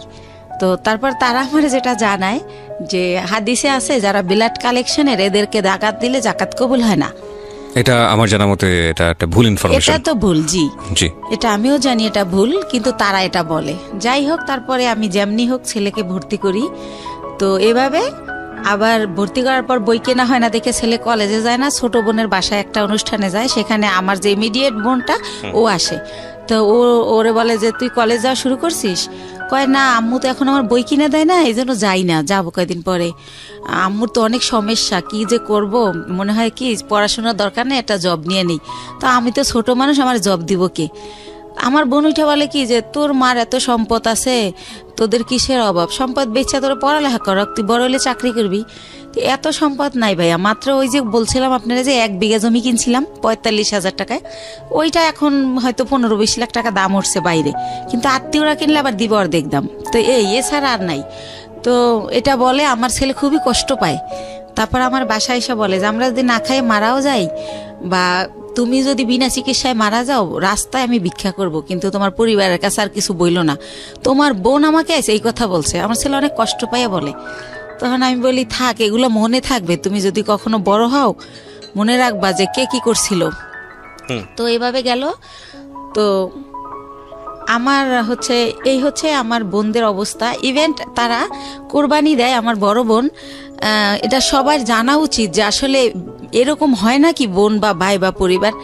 আমার বড় বোন যেহেতু আমার বাবার দেশে অনেক জমি তার কেনা, সে কারণে সে কিছুদিন থাকে বরিশাল, কিছুদিন থাকে ঢাকায়ও তার বাড়ি। তো সে ঢাকায় একটা গরু কোরবানি দেয়, একটা দেয় হচ্ছে আমার বাবার বাড়িতে, একটা দেয় আমার গ্রামের এক কিনারে হচ্ছে একটা হাই স্কুলে বিলিয়ে দেয়। অথচ আমি আপন বোন, আমারই কিন্তু 2 কেজি গোশ দেয় না যে আমার বাচ্চারা কি খাবে। বা এই যে গ্রামে বইরা ট্রাক বইরা কাপড় দেয়, কোনো সময় বলে না 2000 টাকা দিলাম তোর 2 ছেলের 2টা শার্ট কিনে দিস। কখন এটা তারা করে না, এই হেল্পটু তারা করে না। আমার অনেক কষ্ট, তো এই জন্য তাদের কাছ থেকে আমি একেবারেই দূরে আছি, কথাবার্তা বলি না। আর একটা কথা বলি, 3 বছর আগে একবার ঈদে দেশে গেছি, তো লঞ্চ স্টিমারে আমরা আসি, তো ঈদের সময় খুব ভিড় থাকে, আর ওই সময় কেবিনে অনেক বেশি ভাড়া নেয়, তো একটু কমলে ভিড় আসবো। তা আমি শুনি আমার মা কাজের মেয়েকে বলে, আমার বাড়িতে সবাই কাজের মেয়েরা কাজ করে, আমার মা বোঝে নাই যে আমি পিছনে, কাজের মেয়েকে বলে একটু কষ্ট করে কর, কি করবি। আমি ভাবছি আসছে 2 দিনের জন্য, 15 দিন হয়ে গেছে এখনো যায় না, আল্লাহই জানে কবে যাবে। মানে আপনার মা এটা বলছে? আমার মা বলে আমি 2 ছেলেকে নিয়ে বেড়াতে গেছি সেজন্য, তো আমি যে ভিড়ের জন্য ছেলেকে নিয়ে রিক্স, যদি লঞ্চ ডুবে যায় সেজন্য আসতেছি না। কিন্তু আমার মা কাজের মেয়েকে এই কথা বলে, আমি নিজের কানে শুনি। তো এইটা শোনার পরেই আমি বলি যে রওনা করি, যে আমি বাবা চলো আমরা এখন চলে যাব। তো আমার আব্বু বলে যে এখন তো লঞ্চের টাইমও না, স্টিমার টাইম নেই, কিসে যাবা? তো আমি বলি আমি বাসে যাবো। কয় বাসের টিকিট আগে কাটতে হয়। আমি কই হাইটে যাবো ঢাকা। তো যাই হোক, আমার আব্বা আটকায় যে কাল সকালে যাও। তো পরের দিন আর কি ঢাকা চলে আসি। তো যাই হোক এইভাবে গেল। এখন যেটা আসি সেটা হচ্ছে, আমি তো তারপরে কি করব, আমার ওইভাবে আমি কিছু এনজিও থেকে ওই যে লোন দেয় আর কি, ওই এনজিও থেকে আশা বেরাক, ওইখান থেকে। এর মধ্যে আপনার হাজবেন্ডের সাথে কোনো যোগাযোগ নাই? একদম পুরো কোনো যোগাযোগ নেই। ওকে। বা সে যে তার যে বাচ্চা আছে তার খবরও সে নেয় না, কোনোভাবেই না। তো আমি লোন তুলে তো ব্যবসা শুরু করি, কসমেটিক্সের ব্যবসা ইন্ডিয়া থেকে আইনা দোকানে দোকানে দেই, কিছু লাভ থাকে, ভালোই থাকে, চলতে পারি বাচ্চাদের নিয়ে। তো এভাবে এই ব্যবসা করতে থাকি। তো একা একা মাসে একবার ছেলেকে নিয়ে যাই, একবার আমি একা যাই, যেহেতু ছেলে পড়াশোনা করে, ছেলের তো সবসময় নেওয়া যায় না। তো এভাবে চলতেছি ভাইয়া, লোন টোন তুলে ব্যবসা করতেছি। তো এর মাঝে আবার কি হয়, আমার অনেক আগে আমার পায়ে একটা প্রবলেম হয়েছিল, কেউ একজন আমাকে মেরে এই গিটটা লড়াই দিছিল পায়ের। তো তখন ভালো হয়ে গেছিলাম। তো সেটা হচ্ছে কে একজনকে আমি নামই বলি, ওই যে আমার ভাই, যখন আমি তার একটু গালাগালি করছিলাম যে আপনি আমার টাকা দিয়ে ফ্ল্যাট কিনছেন আর আমার এখন ভিক্ষা করতে হবে, আমার কিচ্ছু নাই, আমি বাচ্চাদের নিয়ে কোথায় দাঁড়াবো। তো তখন সে আমারে খুব বাজেভাবে বকে, তখন আমিও তারে একটু রাব বিহেভ করি, তখন সে আমারে মারে, আমারে চেহার দিয়ে বাড়ি দিতে নেয়। তখন আমি পড়ে যাই, পড়ে গেলে আমার পাও ধরে মোচড় দেয়, তখন আমার এই গিটটা সরে যায়। তো তখন আমি অনেক কান্না করি, আমার ছেলে খুব চিৎকার করে কান্না করে। আমার ছেলেকে আমি এত আদর করি, মানে কি বলবো, আর আমার ছেলে ওরকম। তখন বলে বাবা তোমার আম্মু নাটক করতেছে, অত ব্যথা পায় নাই। তখনও বলে না মামা, আমার আম্মু সত্যি ব্যথা পাইছে, ও খুব কান্না করে। তারপর আমার সুমানা হসপিটালে নিয়ে গেলে ডক্টর জিজ্ঞেস করে এটা কিভাবে হলো। তখন আমারে মাপ চায়, দূরে থেকে হাত দিয়া, যে বলিস না, মাপ চায়। তো তখন আমি কি বলবো, তখন আমি ব্যাপারটা না বলে তো ডক্টর বুঝবে না। তখন আমি বলি কি আমার হাজবেন্ড আমাকে এভাবে মারছে, আসলে তো হাজবেন্ড না, হাজবেন্ডের সাথে আমার যোগাযোগই নেই। তো এইভাবে ওই ব্যথাটা ভাইয়া হঠাৎ করে, যেহেতু ইন্ডিয়া যাতায়াত তো জানেন, অনেক ঘন্টা বাসে বসে থাকতে হয়, তো অনেক ঘন্টা বসে আবার আসতে হয়, সে কারণে কি না হঠাৎ করে আমার ওই বাম পাটা আবার প্রচন্ড ব্যথা। তো আমার ছেলে আমাকে নিয়ে সরর দিতে গেল, ইয়াতে গেল, পঙ্গুতে গেল। তো তারা আবার রেফার করলো নিউরোলজি হসপিটালে। জি। তো নিউরোলজিতে আমাকে বললো এমআরআই করতে হবে। তো এমআরআই ওইখানে সরকারি এমআরআইতে ফি কম, কিন্তু 15 দিন পরে সিরিয়াল পরে। তো এই 15 দিন তো আমি সহ্য করতে পারবো না, আর আমি বেকার থাকলে আমার বাচ্চারা কি খাবে। তখন আমি বেসরকারি ইয়াতে পপুলারে যাই, ওই পপুলারে আমার থেকে 13,000 টাকা নেয় এই টেস্টটার জন্য। ওকে। তো এইভাবে আমি টেস্টটা করার পরে তারা বলে যে আমার ওই যে পুরানা যে মোচড় দিছিল সেইখানকার একটা আঘাত আছে রগে, ওই কারণে আমার এই প্রবলেমটা হয়। তো বইলা দেয় যে আমার হচ্ছে একেবারে 6 মাস বেড রেট, সোজা শুয়ে থাকতে হবে।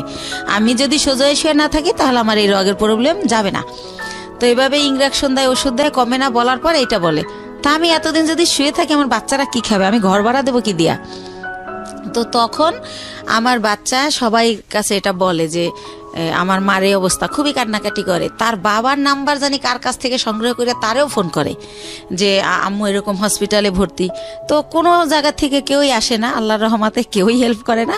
তো আমার পরিচিত যারা আর কি, যাদের সাথে একসাথে বিজনেস করতে যাই, ইন্ডিয়া যাই আসি, অনেকগুলো মহিলা, আমরা সবারই যার যার সংসারের প্রবলেম, তারা এটা করে থাকে। তো ওই সব আপারা আমারে বলে যে বাংলাদেশে তো তুমি সুস্থ হইতে অনেক টাইম লাগবে, আর তোমার বাচ্চারা খাবে কি, তোমার আমরা কোলে করে শোয়াই শোয়াই বাসে করে ইন্ডিয়া নিয়ে যাই, হয়তো বা ইন্ডিয়া গেলে ভালো হবা। তো একটু তো আমার চলার ক্ষমতা নাহলে আমি ইন্ডিয়া কিভাবে যাব। তার মধ্যে একটা কথা বলি ভাইয়া, আমারে যখন ওই পপুলারে ওই একটা মেশিন মানে টলিতে শোয়াই দেয়, তো 2জন নার্স কেউ আমাকে হেল্প করলো না। আমার ছেলেকে বলে কি উঠাই দাও তোমার মাকে। তা আমার ছেলে তো আর অত বড় না, সে আমারে তাও কিভাবে জানে আল্লাহ জানে, ও আমারে কোলে করে শোয়াই দেয়। তো ওইভাবে আমার এমআরআই যখন শেষ, আমি বের হই, তখনও কোনো একটা নার্স আমাকে ধরে না, বলে এই তোমার আম্মুকে নামাও। তো আমার ছেলে আমাকে জায়গায় নামাইতে গিয়ে ছেড়ে দেয়, মানে আমার ভার বহন করতে পারে না। তখন ভাইয়া ব্যথার মধ্যে আরো ব্যথা পাই, তো এত চিৎকার করতে থাকি। তখন ছেলে নিজের অপরাধী ভাবে যে আম্মু আমি তো আর ব্যথা দিলাম। তো নরে ঠান্ডা করার জন্য আমি বলি না কিছু হয় নাই, এমনি তো আমার ব্যথা তো এমনিই করে, তোমার জন্য না। তো আবার আমার সরার দিতে নিয়ে যায়, নিয়ে গেলে কি হয়, ওখানে ইমার্জেন্সিতে একটা সাথে সাথে হাড়ের মধ্যে ইঞ্জেকশন দেয়। ওই ইঞ্জেকশনটা দিলে ব্যথাটা একটু কমে, এটা ও জানে, কয়েকবার নেছে। তো আমার আর ওই থেকে পপুলার থেকে বাসায় না নিয়ে যায় সরার দিতে। ওকে। তো ওই দিন এইভাবে যাওয়ার সময় যাই, যে সিএনজিটা দিয়ে নিয়ে যায়। তো ওই সিএনজি ড্রাইভারকে আমার ছেলে বলে, যেহেতু আমার ছেলে ছোট মানুষ, আমার বাসা থাকে তখন লেক সিটি হাউজিংয়ে, এবলক রোড নাম্বার 1, ওই বাড়িতে থাকি। তো বলে কি যে আঙ্কেল আপনার গাড়ি কোন দিকের? তো বলে এই যে মোহাম্মদপুর 3 রাস্তার। তো বলে কি যে আম্মুরে তো প্রতিদিন সন্ধ্যা ইঞ্জেকশন দিতে নিয়ে যেতে হয়, নিউরোলজিতে অথবা সরার দিতে। প্রতিদিনই মানে কয় ঘন্টা পরে জানি আমার ব্যথাটা বেড়ে যায়, আমার এটা মনে নাই। তখন বলে যে আপনি যদি নাম্বার দিয়ে যেতেন, ফোন দিলে আপনি এসে একটু নিয়ে যেতেন আমাদের, নাইলে আমি আম্মুরে রাইখা গাড়ি আনতে যাই, ড্রাইভাররা ভিতরে আসতে চায় না। তো এইভাবে ওই আমার ছেলেই নাম্বারটা নেয় ওই ড্রাইভারের। তো তারপরে পরের দিন হচ্ছে আমার নিউরোলজিতে ওই যে রিপোর্ট নিয়ে যেতে হবে এমআরআই, যে আমার কি পজিশন দেখাইতে। তো উনি ফোন করে, আমার ছেলে আসে। তো যাই, তো গেলে কি হয়েছে, সরকারি তো সিরিয়াল থাকবেই। তো আমার ছেলে বলে আঙ্কেল আপনি কি একটু ওয়েট করে আমাদের নিয়ে যাবেন আবার বাসায়? ঠিক আছে বাবা, নিয়ে যাব। তো উনি বসে, তো দেখি আধা ঘন্টা, তারপর আমার সামনে আরো 5 জন। তো আমি ফোন দিয়ে বলি যে ভাইয়া আপনি চলে যান, আমার অনেক লেট হবে। তো উনি বলে যে না আমি বসি, আপনি আবার পরে সিএনজি কোথায় পাবেন, তাছাড়া তো আমি আপনার সবসময় নিই। উনি ইচ্ছা করেই থাকে। তারপরে হচ্ছে এই লোকটা কি করে যে বসে থাকে। তো আমার যখন সব কাজ শেষ আমি আসি, তো আমি তো হুইল চেয়ারে থাকি, তখন আমি পায়ে হাঁটতে পারি না ভাইয়া, হুইল চেয়ারে আসি ওই গাড়ি পর্যন্ত। এখন ওই গাড়ি পর্যন্ত হুইল চেয়ার নামানো যাবে না, সিঁড়ি। তো সেজন্য আমার ছেলে তো আমার কোলে করেও নিতে পারতেছে না। তো আমার ছেলে বললো আঙ্কেল আপনি একটু আমার আম্মুর এক সাইড দিয়ে হাত ধরেন, আমি এক সাইড দিয়ে ধরি। তো এইভাবে আমার নিল। তা আমার বাসায় যখন নামাই দিল, আমি চিন্তা করলাম লোকটা প্রায় 1-1.5 ঘন্টা বসে আসিল। তো উনি তো এতক্ষণে অনেক টাকা মারতে পারতো। এমনি আমার যাতায়াত ভাড়া হয় 400 টাকা নিউরোলজি থেকে আমার বাসা যেহেতু মোহাম্মদপুরে। তো আমি ওনার একটা 1000 টাকার নোট দেই। তখন উনি বলে আপা আমার কাছে ভাঙতি নেই, আমি প্রথম আপনাকে নিছি। তো আমি বলি ভাইয়া ভাঙতি লাগবে না, পুরাটাই আপনাকে দিছি, আপনি তো অনেকক্ষণ বসেছিলেন। তারপর বলে থ্যাংক ইউ আপা, আসলে আপা আপনার মন অনেক ভালো, আমি যদি নিজের গাড়ি হতো আপনার ভাড়াই নিতাম না। এটা বলে উনি চলে যায়। প্রিয় শ্রোতা, আমরা ছোট্ট একটা যেখানটা আমি ছিলাম, বলুন তারপর। তো তারপরে যেহেতু আমার ডাক্তার বলে যে যতদিন অসহ্য ব্যথা না কমে প্রতিদিন সন্ধ্যায় ইঞ্জেকশন দিতে হবে, তো সে কারণে প্রতিদিন সন্ধ্যায় উনি আসে আমার নিয়ে যায়, এই সিএনজিওয়ালা। এর মধ্যে ভাইয়া বলে রাখি আমার ছেলের হচ্ছে ইন্টারের পি টেস্ট পরীক্ষা। তো সে কারণে কি হয়, ছেলে যে টাইমে আমার ইঞ্জেকশন দিতে যাও ওই টাইমে ছেলের স্যার আসে।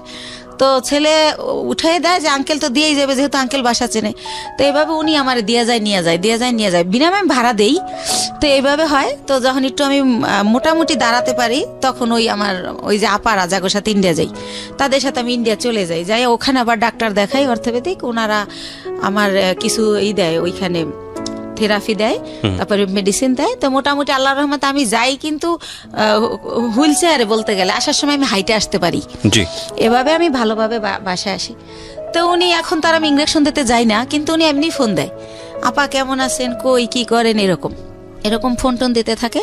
তো আমার যেহেতু অনেক ওইখান থেকে আমার মাল নিয়ে আসতে হয়, সেই মালগুলো আমার ভাইয়া মার্কেটে পৌঁছাতে হয়। জি, পলোয়ালে, আপনার খদ্দর বাজার, এনএসকো টাওয়ার। কি ধরনের প্রোডাক্ট নিয়ে আসতেন?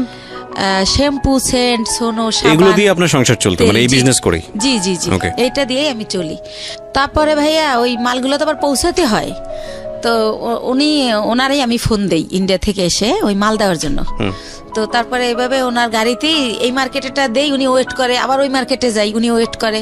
তো এইভাবে পরবর্তীতে যখন আবার আমি ইন্ডিয়া যাই, তো যেহেতু ওখানে যাওয়ার পর ওই যে পায়েরটা যে আগেরবার দেখাই আসলাম, তো ডক্টর বলে যে হচ্ছে কি ওই ওখানকার ডক্টরদের ব্যবহার এত সুন্দর।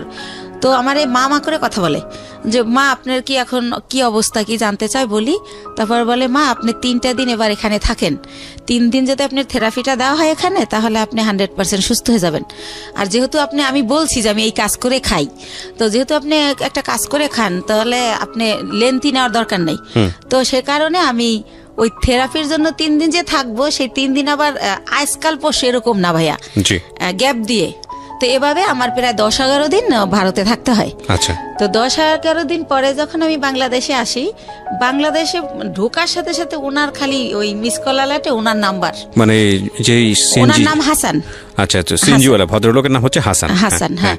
তো উনি হচ্ছে এত আসতেছে ওনার মেসেজ। তো আমি আবার ভাইয়া বাসে উঠলে মাথা ঘোরে একটু, সেজন্য ফোনও ইউজ করি না, খুব জরুরি ছাড়া হ্যালো বলি না, ফোন থুয়ে দেই ব্যাগে। তো এত SMS, তারপর আমি একটু ব্যাক করলাম যে ভাইয়া এতবার ট্রাই করছেন কেন? তো বললো আপনি কোথায় ছিলেন, মানে সে বলতে স্যার চিৎকার করে কাঁদতেছে, 11 দিন হয়ে গেছে আপনার কোনো খোঁজ নাই, আপনি কি মানুষ, আপনি এরকম পারলেন কি করে, এই সেই উনি ওনার মতো বলেই যাচ্ছে নন স্টপ। তো আমি বলি যে ভাইয়া আমি তো ভাবছিলাম 2 দিন পর আসবো, কিন্তু আমার অসুস্থতার কারণে আমার 11 দিন লাগছে। তাই কাঁদছে। হ্যাঁ, উনি বলতে স্যার কাঁদতেছে, ওনার নাকি অনেক কষ্ট হচ্ছিল, উনি খুব মিস করছিল, উনি আমার বাসার সামনে যে ঘুরে আসতো, এভাবে বলতেছে। আমি অবাক হলাম যে ওনার সাথে তো আমার ওরকম কিছু না, জাস্ট কয়েকদিন ওনার গাড়িতে চড়ছি, এই তো। তো উনি এরকম কেন করলো বুঝলাম না। আমি নিজে নিজে গাড়িতে বসে এটা ইয়া করতেছি। তারপর ওই আপাদের আমার পাশে সাজেদ আপা বসা, ওনারে শেয়ার করলাম যে আপা এরকম। তা আপা বললো ওই লোকটা তোমারে ভালোবাসে। তাই আমি বলি কি যে আমার যে 2 ছেলে, আমার যত ভালোবাসা তো ছেলেদের, আর আমি ছেলে ছাড়া জীবনে কিছু ভাবি না। দেখেন আজকে 8 বছর ওর বাবার সাথে আমার কোনো যোগাযোগ নাই, তারপরেও কিন্তু আমি এই ছেলেদের নিয়ে আসি। আর এখন তো ধরতে গেলে বুড়োই হয়ে গেছি, এখন আর ভালোবাসা টাসার কোনো দাম নাই। এরকম মনে হয় এমনি বলে বা কিছু একটা। আপার সাথে এইভাবেই কথা হলো। তারপরে পরের দিন অ্যাজ ইউজুয়াল ওই যে আমার তো মাল দিতে যেতে হবে, আমি যেদিন আসি তার পরের দিনই মাল না দিলে তো আমার টাকা দিবে না। তো উনি তো জানি যে পরের দিন আসতে হবে, উনি সকালে গাড়ি নিয়ে আসে। তো আমি বলি ভাইয়া আমার খুবই টায়ার্ড লাগতেছে, আপনি আমার দোকানগুলো তো চেনেন, স্লিপগুলো আমি দিয়ে দেই, আপনি মালগুলো দিয়ে আসেন, আপনার যা ভাড়া হয় আমি দিয়ে দেবো। আর আমি লগে গেল ভাইয়া মালগুলো উনিই ক্যারি করে, উনি উঠাই দেয়। আমি আবার লেবার ওই শোরুমে ফোন দিলে ওরা লেবার পাঠায়, তো তাদের সাথে সাথে উনি ক্যারি করে। তো আমি কই আপনি ফোন দিলে আপনি একটা করে ফোন দিবেন, লেবার নামবে, এভাবে দিয়ে আসবেন। তো বলে আচ্ছা। তো এইভাবে উনি আমার মালগুলো দেয়। তো আমি আবার টেনশন করি যে আমি তো জীবনভর বিশ্বাস করে ঠকলাম, একজনকে বিশ্বাস করলাম, সে আমার নিজে বললো যে আমার 60 লাখ টাকা পুঁজি, সেইটা নাই, উদ হয়ে গেল। আবার এখন আবার আমার এই কয়টা টাকা লয়ে যদি ফলাই যায় আমি কি করব, এভাবে টেনশন করতেছি। কিন্তু আবার প্রতিটা মালিককে আমি বলে রাখছি যে আমার লোক গেছে ওই সিএনজিওয়ালা, তো মালটা দেওয়ার পর আমারে জানাবেন পুরো মাল বুঝাই দিছে কিনা স্লিপের। তো ওরা আবার আমারে একটু পরপর ফোন দিয়ে জানাচ্ছে প্রত্যেকটা কোম্পানি যে হ্যাঁ আপা মাল পাইছি। তখন ভাবলাম যেহেতু মাল পুরা দিছে তাইলে টাকাও আমারে দিবে। তো ঠিক উনি বাসায় আবার আইসা আমার টাকা দিয়ে দেয়। তো এইভাবে টাকা দিয়ে দেওয়ার পরে একদিন উনি বলে যে আপা আমি আপনার সাথে কিছু কথা বলবো, আপনার বাসায় আসতে পারি? তখন আমি বলি কোন ব্যাপারে ভাইয়া? বলে আমি একটা প্রবলেমে পড়ছি, এটা আপনার সাথে শেয়ার করবো। তা আমি বললাম আচ্ছা ঠিক আছে আসেন। উনি তো আমার বাসা চিনেই। তো উনি আইসা আমার ড্রয়িং রুমে সোফায় বসে। তো আমি তো ওই পার ব্যথার জন্য ডক্টর বলছে যতটা পারি শুয়ে থাকার। তো আমি ওই পা লম্বা করে কোনো রকম বসি। তো ওনারে আমি বলি যে হ্যাঁ ভাইয়া বলেন, আর নাস্তা দিতে বলি, আমি অসুস্থর কারণে আমার বাসায় আবার একটা কাজের লোক রাখি, যে কিছুই তো করতে পারি না পাওয়ার জন্য, তো তারে নাস্তা দিতে বলি। তখন সে বলে যে ওরে যেতে বলেন, ওর সামনে বলা যাবে না। তো তখন আমি ভাবলাম ওরে যেতে বলবো, তো কাজ করে তারপর যাবে। তখন আমি বললাম ঠিক আছে তাহলে আপনি আমার বেডরুমে আসেন। তো উনি আমার রুমেই যায়। তারপরে বলে যে আপা এরকম আমার, ও আবার থাকতো আর বোনের বাসায় মোহাম্মদপুরে। আচ্ছা। আর বলে রাখি ওর বোন জামাই হচ্ছে একটা গভর্নমেন্ট জব করতো সমাজ কল্যাণ অধিদপ্তরে, ঘুষ নেছে, সে কারণে ওনার জবটা চলে যায়। তারপরে সে কি করে, তার কাজ হচ্ছে মানুষের জব দেবে বলে টাকা নেয় 8 লাখ 10 লাখ, যে গভর্নমেন্ট জব দেব আমি, গভর্নমেন্টের অমুক সচিব, মিথ্যাচার করে। তো এইভাবে উনি বিভিন্ন লোকের থেকে টাকা আনে। তো এইভাবে ওই হাসান ওনাকে কয়েকজন লোকের থেকে টাকা এনে দেয়। তাই এখন উনি জবও দেয় না, টাকাও দেয় না, তারা হাসানকে খুব টর্চার করে, গ্যাঞ্জাম করে। তো এটার পরে কি করছে, হাসানের বোন আবার জব হয়েছে একটা পরিকল্পনায়, সে গেছে খুলনাতে। তো বোনের বাসা খালি, এ শুনে ও আবার ওই খালি বাসায় আসে, আইসা থাইকা সিএনজি চালায়। এটা আমি আগেই জানতাম, আমার কথায় কথায় বলছিল। তো ওই দিন যেটা নতুন বলে সেটা হচ্ছে যে ওরে নাকি ওর 2টা ফ্রেন্ড নিচে আইসা ফোন দেয় যে তোর বাসা তো খালি, তোর বাসায় কি একটু আসা যাবে? তো উনি আমার যেটা বলছে, তা ওনারা বলে যে হ্যাঁ, ও বলে যে হ্যাঁ আয়, সমস্যা নেই। তো উনি যখন গেট খোলে, ওনারা থাকে 4 তলায়, তখন দেখে 3টা ছেলে সাথে একটা মেয়ে। তখন বলে মেয়েটাকে, কয় আমাদের ফ্রেন্ড। কয় তুই তোরা মেয়ে নিয়ে আসছিস কেন? তোরাতে কেউ দেখলে, দারণ টারণ দেখলে আমার বোন জামাইকে বলে দেবে আমার অবস্থা খারাপ।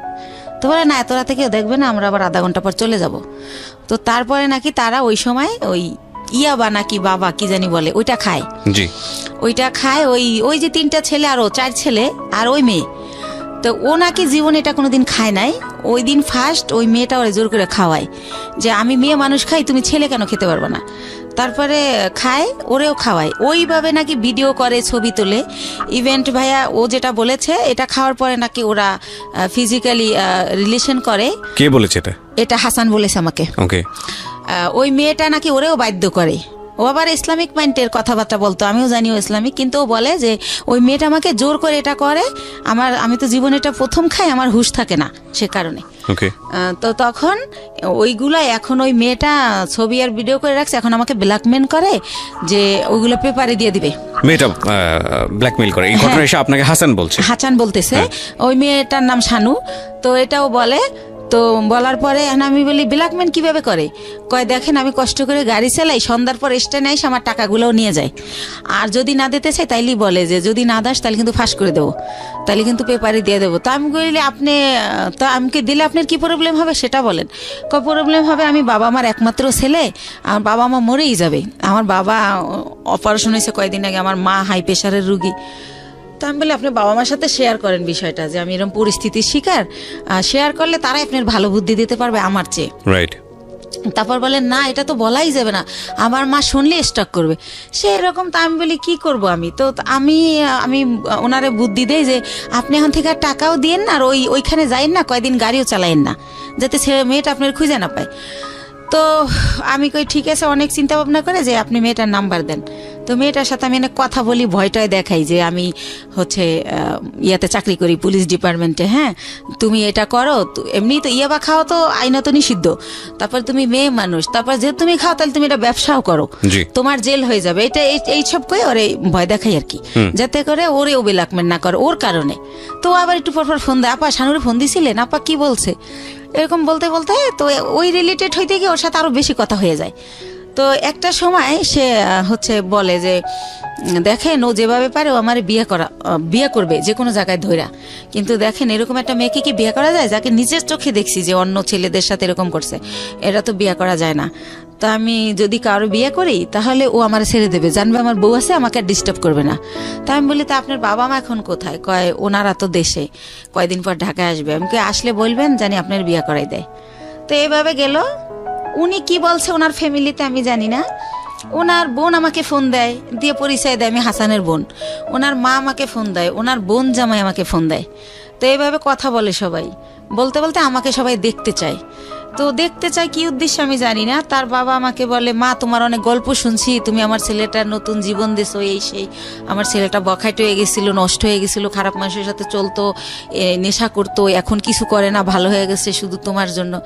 তো এরকম বলেন। আমি বলি আপনারা তো আমার আসলটা জানেন না, ও হয়তো আপনার আসলটা বলে নাই, কারণ আমার মনে হয়েছে ও হয়তো বলছে আমি আনম্যারিড মেয়ে বা এরকম কিছু, এটা আমি গেস করে এটা বলি। তারপর আমি বলি যে আমার অনেক প্রশংসা তারা করে। আমি বলি আমি দেখতে অনেক পচা, আমার প্রশংসা করেন না, আমার দেখলে আপনার ভাল লাগবে না, এখন যেমন পাগল এই দেখার রুচি থাকবে না। তো একটা সময় এত রিকোয়েস্ট করে তখন যাই, যাওয়ার পরে দেখি যে সবার সাথে দেখা হয়, কথা হয়, তারা আমার অনেক পছন্দ করে বলে। তারপর আমি চলে আসি। আসার পরে পরের দিন ওর মা আমাকে ফোন দিয়ে বলে যে আমার ছেলে তো তোমাকে পছন্দ করে, বিয়ে করতে চায়। ওকে, এটা ওর মা যখন বলে আমি ভাইয়া একদম কি বলে গাছে থেকে পড়ি যে কি বলে এটা। তখন আমি বলি যে ওর মারে আবার আমি মাই বলি যখন ওদের বাসায় যাই, যেহেতু ও বলে পরিচয় দেশে বন্টন করে। তো বলি যে মা আপনি এটা কি বলেন, আমি হচ্ছে আমার বেবি আছে, আমি বিবাহিত। আমি ওর কিন্তু 2টা বিয়ে, এটা আমি আগে জানতাম না, এটা পরে বের হয়েছে আমার বিয়ের পরে। আর আপনার ছেলে তো আনমেরিড, আপনি একটা আনমেরিড মেয়ে বিয়ে করাবেন, আমাকে কেন? তো এটা বলার পরে বলে দেখো মা, আমার ছেলে আমাকে তোমার ব্যাপারে সবই খুইলা বলছে, কিন্তু আমার ছেলে যেহেতু সংসার করবে, ছেলে যেহেতু তোমাকে ভালোবাসে, আমাদের আপত্তি তো থাকার কথা না, আর তোমারও আপত্তি থাকার কথা না, কারণ ও তো দেখছে তোমার 2টা ছেলে আছে, ও তোমার বাসায় যাতায়াত করে, এতদিন ধরে তোমার সাথে পরিচয়, তুমিও তারে দেখছো, অসুবিধা কোথায়?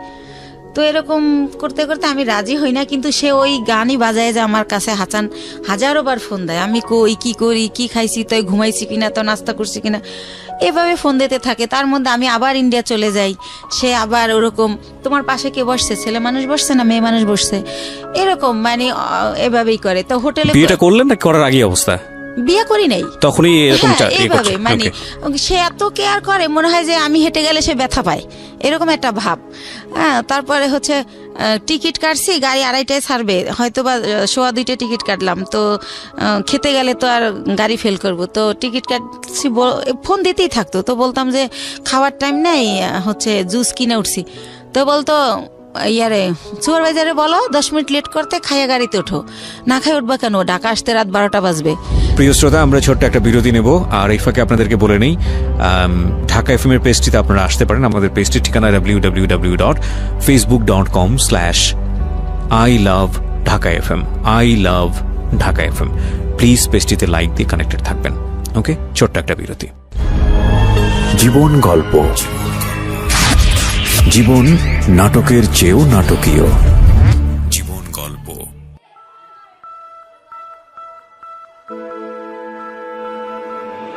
লাভ, hate, challenge, motivation, lies, truth, impossible, virtue, morality, something beyond entertainment. Welcome to my stage of reality. Stay tuned Sunday and Wednesday with me RJ Kibriya, only on Dhaka FM 90.4.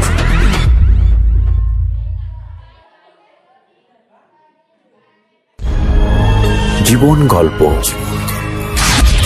জীবন নাটকের চেয়েও নাটকীয়। জীবন গল্প। স্বাগত আরো একবার প্রিয় শ্রোতা, শুনছেন জীবন গল্প ঢাকা এফএম 90.4-এ। আমি আরজি কিবরিয়া আপনার সঙ্গে রয়েছি। আর আমাদের এই অনুষ্ঠানে যে কেউই আসতে পারেন, আমরা সবসময়ই বলি আপনি যদি আসতে চান প্লিজ আমাদেরকে ফোন করবেন। আমাদের ফোন নম্বরটি হচ্ছে 09611904904। ওকে, আমি কথা না বাড়িয়ে আমার যিনি গেস্ট তার কাছে আবারও ফিরছি, যেখানটায় আমি ছিলাম। বলুন তারপর। তো এইরকম মানে আমার লাইফে ভাইয়া এই কেয়ারিংটা তো কোনো সময় কেউ করে নাই। ছোটবেলা মাও করতো না, তারপরে যে বিয়ে নামক একজনের সাথে মাঝে মধ্যে দেখা হতো, তার সাথে তো আমার কিছুই হয় না এই ধরনের। তো ওই ব্যাপারগুলো আমার খুব ভালো লাগতো যে আল্লাহ আমি খাইলাম কিনে ডেনে টেনশন করে, রাতের 1টা বাজে আমার অনলাইনে দেখলে এই এখনো ঘুমাও না কেন, ঘুমাও। এর মধ্যে তুমি তো আমি কথা বলা শুরু হলো, তো সেও তুমি বলে আমিও তুমি বলি, আর ভাইয়া আপু বলি না, হেও আপু বলেন আমিও ভাইয়া বলি না। তো এরকম তো একটা পর্যায়ে হচ্ছে সে মাঝে মধ্যেই বাসায় যেতে চায়। তখন আমি চিন্তা করলাম যে আমার ছেলে যেহেতু বড় হয়েছে, তো এই ব্যাপারটা আমার ছেলে খারাপ ভাবে নেবে, বা আমার ছেলে আমার ঘৃণা করবে, ছেলে আমার খারাপ ভাববে। তো আমার ছেলেকে না আমি একদিন বলি যে বাবা এরকম এরকম ব্যাপার। তো আমার ভাগ্নে আছে ইমরান, বড় বোনের ছেলে, ওর কাছে বলি, আমার বোনের মেয়ের কাছে বলি। তো বলার পরে বলতেছে যে একটা মেয়ের বিয়ে, স্বামী, সংসার যে একটা জিনিস, আপনার তো সেটা হয় নাই, আমরা তো সবই জানি। তো যেহেতু তার সে একা কইলে আমরা নিষেধ করতাম। আমার ভাগ্নিকে বিয়ে হয়ে গেছে, এরকম বড় ওরা বিয়ে হয়েছে, বাচ্চা হয়েছে, এক ভাগ্নির হচ্ছে ছেলে হয়েছে। তো বলতেছে যে যেহেতু তার বাবা মাও আপনারা নিতে চাইতে, তো আপনার খুশি হওয়ার কথা। তা আমি কই কিভাবে খুশি হব, সে তো ড্রাইভার, আর একজন ড্রাইভার কয় টাকা আর্ন করে, সে আমারে খাবে না আমার বাচ্চা খাওয়াবে, আমার তো সে সারা জীবন এই কাজ করেই খেতে হবে, তাহলে আর বিয়ে বয়ে লাভ কি। তো একটা সময় এভাবে বলিও, নিজে ওদেরকে অ্যান্সার করি, কিন্তু আবার সে যখন কথা বলে খুব ভালো ভালো সুন্দর সুন্দর করে, তখন আবার তার জন্য আমার মায়া লাগে। তো এরকম করতে করতে একটা সময় চিন্তা করলাম যে টুকটাক করে বাসা আসে, ছেলে ব্যাপারটা খারাপভাবে নিবে। তো ছেলেরে ভাগ্নেরে দিয়ে ছেলেরে জিজ্ঞেস করাইলাম, ভাগ্নে বললো যে না আমার ছেলে রাজি। আমি সরাসরি জিজ্ঞেস করলাম না লজ্জায়। তো তারপরে আমরা বিয়ে করে ফেললাম। বিয়ে করলাম হচ্ছে ভাইয়া এই যে মার্চ মাস গেল, এর আগের মার্চের 13 তারিখে। তো বিয়ে করলাম বলতে এভাবে বিয়ে করার পরে সে আমার বাসায় থাকা শুরু করলো। আর হচ্ছে আমি বললাম যে সিএনজি আর চালাইও না, মানে একজনের ড্রাইভার আমার হাজবেন্ড একটু লাগে, কারণ এইরকম ফ্যামিলির তো মেয়ের আমি না, হয়তো আমি ভাগ্যোদশে কষ্ট করতেছি। তো পরে ওর ভিসা পাসপোর্ট করলাম, ভিসা লাগাইলাম যে আমার সাথে সাথে ইন্ডিয়া যাবা, দুইজনে মিলে ব্যবসা করি। আরও একটা চিন্তা করলাম ভাই এই ব্যবসায় হচ্ছে অনেক মাল তো ওয়েট হয়, একটা ছেলে আসলেই দরকার হয়। যেবার আমার ছেলে আমার সাথে যায় আমি একটু অনেক শান্তি পাই, আমার কষ্ট কম হয়। ছেলে না গেলে 4-5টা ব্যাগ আমার যদি লেবার না পাই আমার ক্যারি করতে হয়, অনেক কষ্ট হয়। তো সব কিছু মিলে টিলে ভাবলাম যে ঠিক আছে, ওর ফ্যামিলিও ছোট, 1 ভাই 1 বোন, বোনেরও বিয়ে হয়ে গেছে, বাবা মাই তো আছে, ঝামেলা নাই, করে ফেলি। তো এইভাবে যাই হোক বিয়েটা হলো, খুব ভালো, শ্বশুর শাশুড়ি খুব ভালোবাসে। তো এরপরে রোজা চলে আসলো, ঈদের সময় আমি শ্বশুর শাশুড়ি সবার জন্য গিফট টিফট কিনলাম।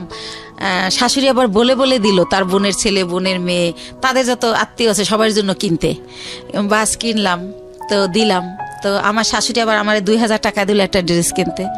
আর আমার হাজবেন্ড এর মধ্যে ভিসা পাসপোর্টের কাজ চলতেছে, সে আর যায় না এতদিনে ইন্ডিয়া, তারে সব কিছু দিলাম। প্রতিদিন তারে 500-1000 টাকা পকেট খরচ দিচ্ছি, মানে দিয়ে রাখতেছি, যখন শেষ আবার দিচ্ছি, এরকম এভাবে চলতেছে। তো তারপর আমি আরো একবার গেলাম একা। তো এর পরের বার সে আমার সাথে গেল। তো যেহেতু সে আমার সাথে গেল, এখন যদি ভাইয়া যেখানে ব্যবসা করি সবাই আমাকে অনেক রেসপেক্ট করে। এখন যেহেতু তার ছবি আছে আমার কাছে, আপনারা চাইলে দেখতে পারেন, কাবিনটাও আমি নিয়ে আসছি, চাইলে দেখতে পারেন। 20 লক্ষ টাকার কাবিন করা হয়েছে আমাদের বিয়ের যে খরচটা ওটাও আমি দিছি, কারণ ওর তো টাকা ছিল না। তো ওর মাই শিখাই দিছিল যে 20 লক্ষ টাকার কাবিন করবা, না হলেও যদি পরে আবার কেউ বিয়ে টিয়ে করে কম টাকার কাবিন থাকলে, বেশি হলে আর করতে সাহস পাবে না। তো এইসব দেখে না মনে হয়তো ওর মা বাবা ওর চেয়ে আমার বেশি ভালোবাসে। আর যেহেতু আমি ছোটবেলা থেকে ভালোবাসার খুব অভাবী ছিলাম, ওদের ভালোবাসাগুলো পেয়ে না আমি এত হ্যাপি হয়েছিলাম বলার মতো না। তো এইভাবে চলতে থাকে। এর মধ্যে আমার শাশুড়ি আমারে বলে যে গত বছর অক্টোবরে যে শাহনাজের তো বিয়ে হয়েছে 5 বছর, তো ভদ্রলোকের আবার আগের ঘরে বউ বাচ্চা আছে, আমার ননদরে বিয়ে করে হচ্ছে অন্যভাবে, যাই হোক সেটা আমি বলবো না। তো যাই হোক পরে বলে যে ওর তো অনুষ্ঠান করা হয় না, দেশের কেউ জানে না, তো এবার ডিসেম্বরে তোমার আর ওর অনুষ্ঠান একসাথে করবো আমরা। ডিসেম্বরের 26 তারিখে ডেট করছে। তো আমি বললাম আচ্ছা ঠিক আছে। আমার শরম, আমি আবার এটা বললাম যে মা আমারটা করেন না, শাহনাজেরটা করেন, যা যা করার আমি করব, টাকা পয়সা যা লাগে আমি দেবো, কিন্তু আমারটা করেন না, আমার লজ্জা লাগে। আচ্ছা। তো এটা আমি বলার পরে উনি হচ্ছে অনুষ্ঠান। তখন কি আপনার মানে জাহিদ তো আগের হাজবেন্ডের নাম? হ্যাঁ। ওর সাথে কি ডিভোর্স হয়ে গেছে নাকি? জাহিদকে ওইটা আমি বলি না ভাইয়া, জাহিদকে আমি 14 সালে ডিভোর্স দিই। 14 সালে ডিভোর্স দিয়ে দিয়েছেন? ডিভোর্স এর জন্য দেই যে আবার কখন হুট করে আইসা দাবি করে, সেজন্য আমি 14 সালে ওরে ডিভোর্স দিয়ে দেই। ওকে। তো ও কি করে যে এভাবে বলে, তো বলার পরে লিস্ট আসতে থাকে, যেহেতু বিয়ে করা গ্রামে অনুষ্ঠান করবে, এটা লাগবে সেটা লাগবে। তো আমি যখন ইন্ডিয়া যাই আমার ননদ ফোন করে বলে যে আমার জন্য লেহেঙ্গা আনবা, আমি বিয়ের দিন পরবো। তো তার জন্য আমি অনেক সুন্দর দেখে একটা 12,000 টাকায় লেহেঙ্গা কিনে নিয়ে আসি। তারপরে যা যা বলে মোটামুটি, এবার আমার শাশুড়ি আমার লিস্ট দেয় যে আমার দাদি শাশুড়ি, আমার নানি শাশুড়ি, আমার মামা শ্বশুরের শাশুড়ি, সবার জন্য কাপড় কিনতে বলে। এটা কি তাদের এলাকার নিয়ম কিনা আমি জানি না, আমাকে কিনতে বলে, তো তাও আমি কিনি। আর এর মধ্যে ভাইয়া একটা কথা বলে রাখি, হাসান আমার বাসায় যখন যায়, সিএনজির যে কালারের জানেন তো ড্রেস, তো ওই কালারের একটা প্যান্ট থাকে নর্মাল, আর ওই সিএনজির একটা শার্ট, এইটা পরে কিন্তু আমার বাসায় যায়। কিন্তু এর মধ্যে ওরে আমি অনেক প্যান্ট শার্ট, অনেক ঘড়ি, যা বলেন মানে সুন্দর দেখানোর জন্য যা যা প্রয়োজনীয়, কমপ্লিট স্যুট, শু, মানে ওর পুরো গেট আপ টেট আপ আমি চেঞ্জ করে ফেলি। তো ওর বোন দেখে বলে, আল্লাহ রে, আমার ভাইয়ারে তো রাজপুত্র বানাই ফেলাইছে আমার ভাবি, আমার ভাইয়ারে এত সুন্দর লাগে তা আগে বুঝতাম না। এভাবে সবাই বলে। তো এভাবে চলতে থাকে। আর আমি তো ভাইয়া কষ্ট করি ঠিক আছে, কিন্তু আমার ছেলেরা তো ওইভাবে বড় হয় নাই। তো আমি ভালো বাসায় থাকি, আমার বাসায় 2টা দারোয়ান, আমার ওরকম ফ্ল্যাটে আমি থাকি হাইফাই ভাবে। তো ফ্ল্যাটে যেহেতু যে বাসায় উনি এভাবে যাওয়ার পরে তারা তো সন্দেহ করবে যে এই পুরুষটা এর বাসায় ঢোকে কেন, আমার নেগেটিভ ভাবে নিবে। তো তাদেরকে আমি পরে বলে দেই যে ভাইয়া ওকে আমি বিয়ে করে ফেলছি, এরকম হয়। আবার আমি যখন ইন্ডিয়াও নিয়ে যাই দেখি কানাকানি করে মালিক কর্মচারীরা যে একে, কারণ আগে তো আমি যেতাম, আমার সাথে আমার ছেলে যেত। রাজি ছিল বিষয়টা নিয়ে? হ্যাঁ, রাজি ছিল যে হাসানকে তারা বাবা হিসেবে নিতে চাচ্ছে বা এরকম। বাবা বলে না, আঙ্কেল ডাকে, কিন্তু আপনার হাজবেন্ড হিসেবে অনুমতি দিছে। আচ্ছা ঠিক আছে, ওকে। তো কি করে না, অনুমতি না দিলে তো আমি করতেই পারতাম না, করতামই না, সত্য কথা যেটা, আমার সন্তান সবার আগে। তো তারপরে আমি দেখি ওরা কানাখোসা করে, তখন আমি ভাবি যে আমার সম্মানটা তো নষ্ট হয়ে যাবে। তো তখন আমি মালিককে ডেকে বলি যে ভাইয়া কানাখোসা করার কিছুই নাই, ও আমার কোনো বয়ফ্রেন্ড না বা কোনো অন্যরকম কিছু না। ভারতে আবার অনেক মেয়েরা কি করে ভাইয়া, অন্য একটা ছেলের সাথে চলে যায়, তো এরকম একটা প্রবাদ আছে। তখন আমি বলি ভাইয়া আমি তো রিসেন্টলি বিয়ে করে ফেলছি, ও আমার হাজব্যান্ড। এভাবে ইচ্ছা করে সবাইকে আমি বলে দেই। তো সবাই বলে না ভালোই হয়েছে, ছেলেটা ভালো। তো যাই হোক, এভাবে চলতে থাকে। তো ডিসেম্বর মাসে আমি তো ওই অনুষ্ঠান করব না, কারণ ওই হলুদ দেবে কি করবে না করবে, আমি বাচ্চা কাচ্চার মা, আমার এটি ভালো লাগে না। তো আমি বলি যে মা আমি সব দেবো, কিন্তু আমি যাব না। তো সব কেনাকাটা করে দেই। ওর বোন জামাই আমাকে লিস্ট ধরাই দেয় যে সে হচ্ছে গরু কিনে দেবে, আর মুরগি হতে যত বাজার এই টাকাগুলো আমি দেব। তো এই কথায় কথায় আমি হাসানকে বলে ফেলি যে হচ্ছে আমি এত টাকা কই থেকে দেবো, তাহলে তো আমার ব্যবসার পুঁজি থাকবে না। তখন হাসান বলে যে তুমি দিতে পারবে না, তাদেরকে বইলে দিতে, আমারে বলো কেন? তখন আমি বলি তুমি আমার হাজবেন্ড, আমার ভালো মন্দ তো তোমার দেখার দায়িত্ব, তুমি এখানে থাকো খাও, আমরা একসাথে না, তো তোমাকেই তো বলবো। তখন একটা পর্যায়ে ও আমাকে বলে যে তোমার তো অনেক আছে আমি যতদূর জানি, তো এখানে কত দেওয়া লাগবে, হয়তো 50,000 বা 1 লাখ টাকা লাগবে খাওয়ানে, এটা দিতে বা তোমার অসুবিধে কি? এই প্রথমবার থেকে আমি একটা কষ্ট পেলাম। তখন আমি একদিনকে কথায় কথায় আমি বলি যে মা আমার নিজের মায়ের আদর আমি পাইলাম না, তোমারে তো মা বলেই জানি, মাই ডাকি। সে আমার একটা অনেকভাবে হাট করে, সেই কথাই বলি, মাই জানতাম এতদিন, কখন যে তুমি শাশুড়ি হয়ে গেলা বুঝতেই পারলাম না। এই কথাটা আমি বলি। বলার পরে বলে কি যে সত্য কথা বলে সবার কাছেই খারাপ লাগে, সেইভাবে রেগে রেগে বলে। তখন বলে এই শোনো, তুমি আমার ছেলেকে ইটালি পাঠায় দাও। মানে শাশুড়ি বলে? আমার শাশুড়ি বলে।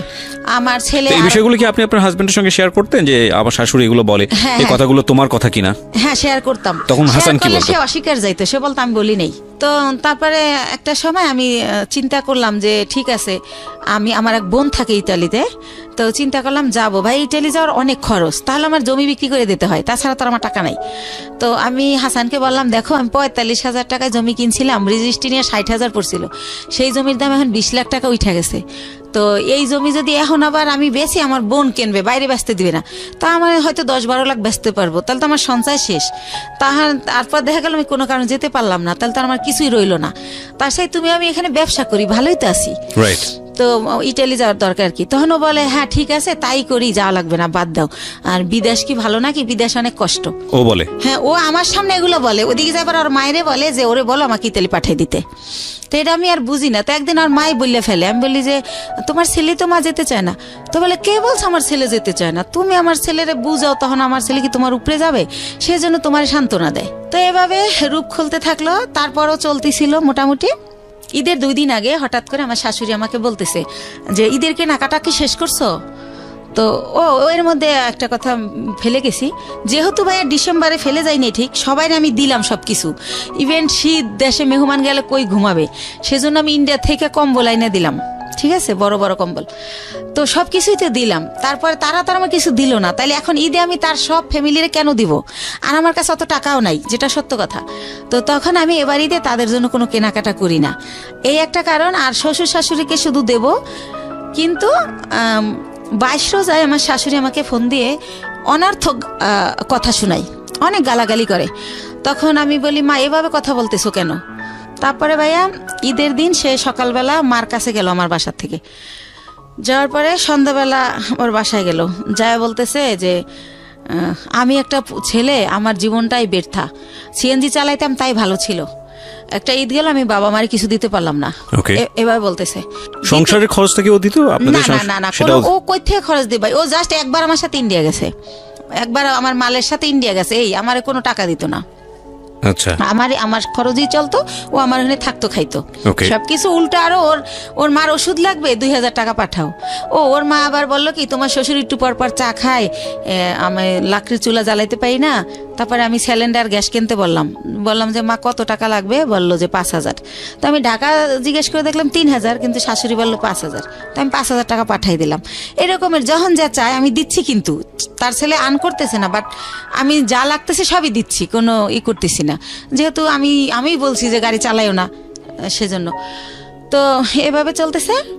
তো ঈদের 2 দিন পরে হাসান আমাকে বললো, শোনো তোমার একটা কথা বলি, তুমি যেহেতু 5 লাখ টাকা দিতেছো না, তাহলে যতদিন আমার এই চাকরিটা না হয় ততদিন আমি তোমার বাসায় আসতে পারবো না, এটা নিয়ে তুমি কোনো ঝামেলা করবা না।